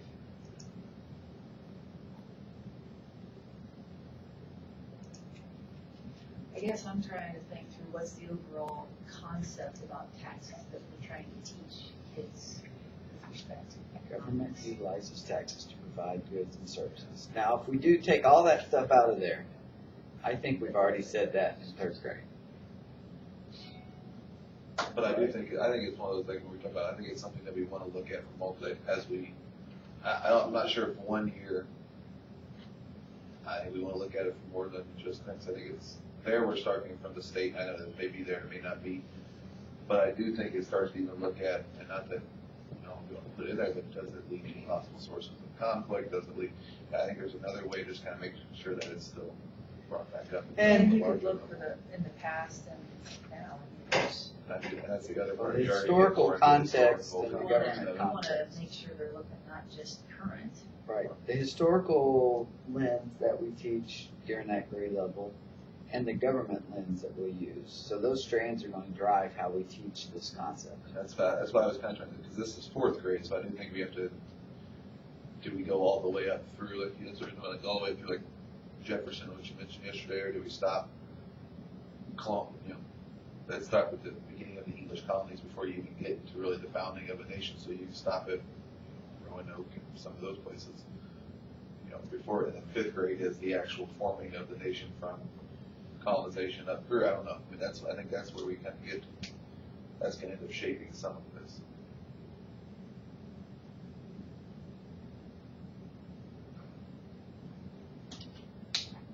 We almost made it.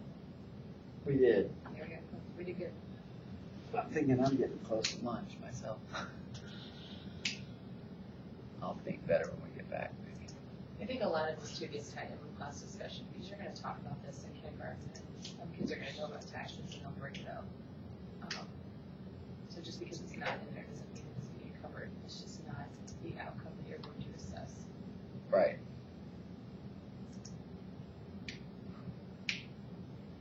Agreed.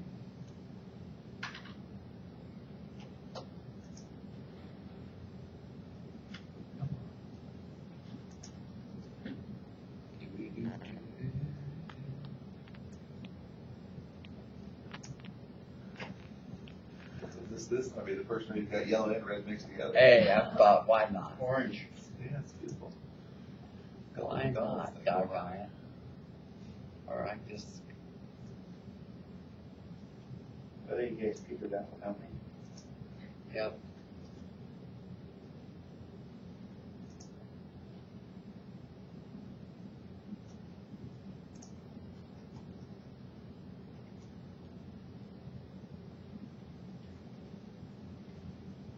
Okay. Are we at the stopping point? Have lunch?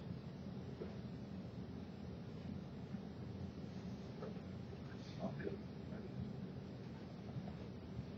Okay. Yeah, Good yeah, for yeah. lunch. Yeah, let's do lunch. If we're only been gone a few minutes, do we need to lock up or? It's whatever you guys want to do. Right, I mean, I'm some of you, you'll have your purses and your wallets, it's just, your computers and stuff. Where are we going? How are we doing? I think we walk to that high place. Do takeout?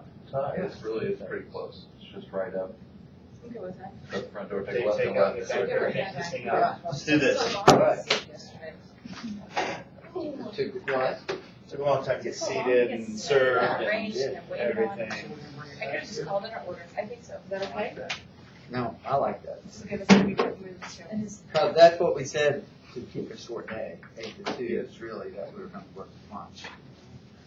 And we'll discuss next dates. Yep. Ethan, you got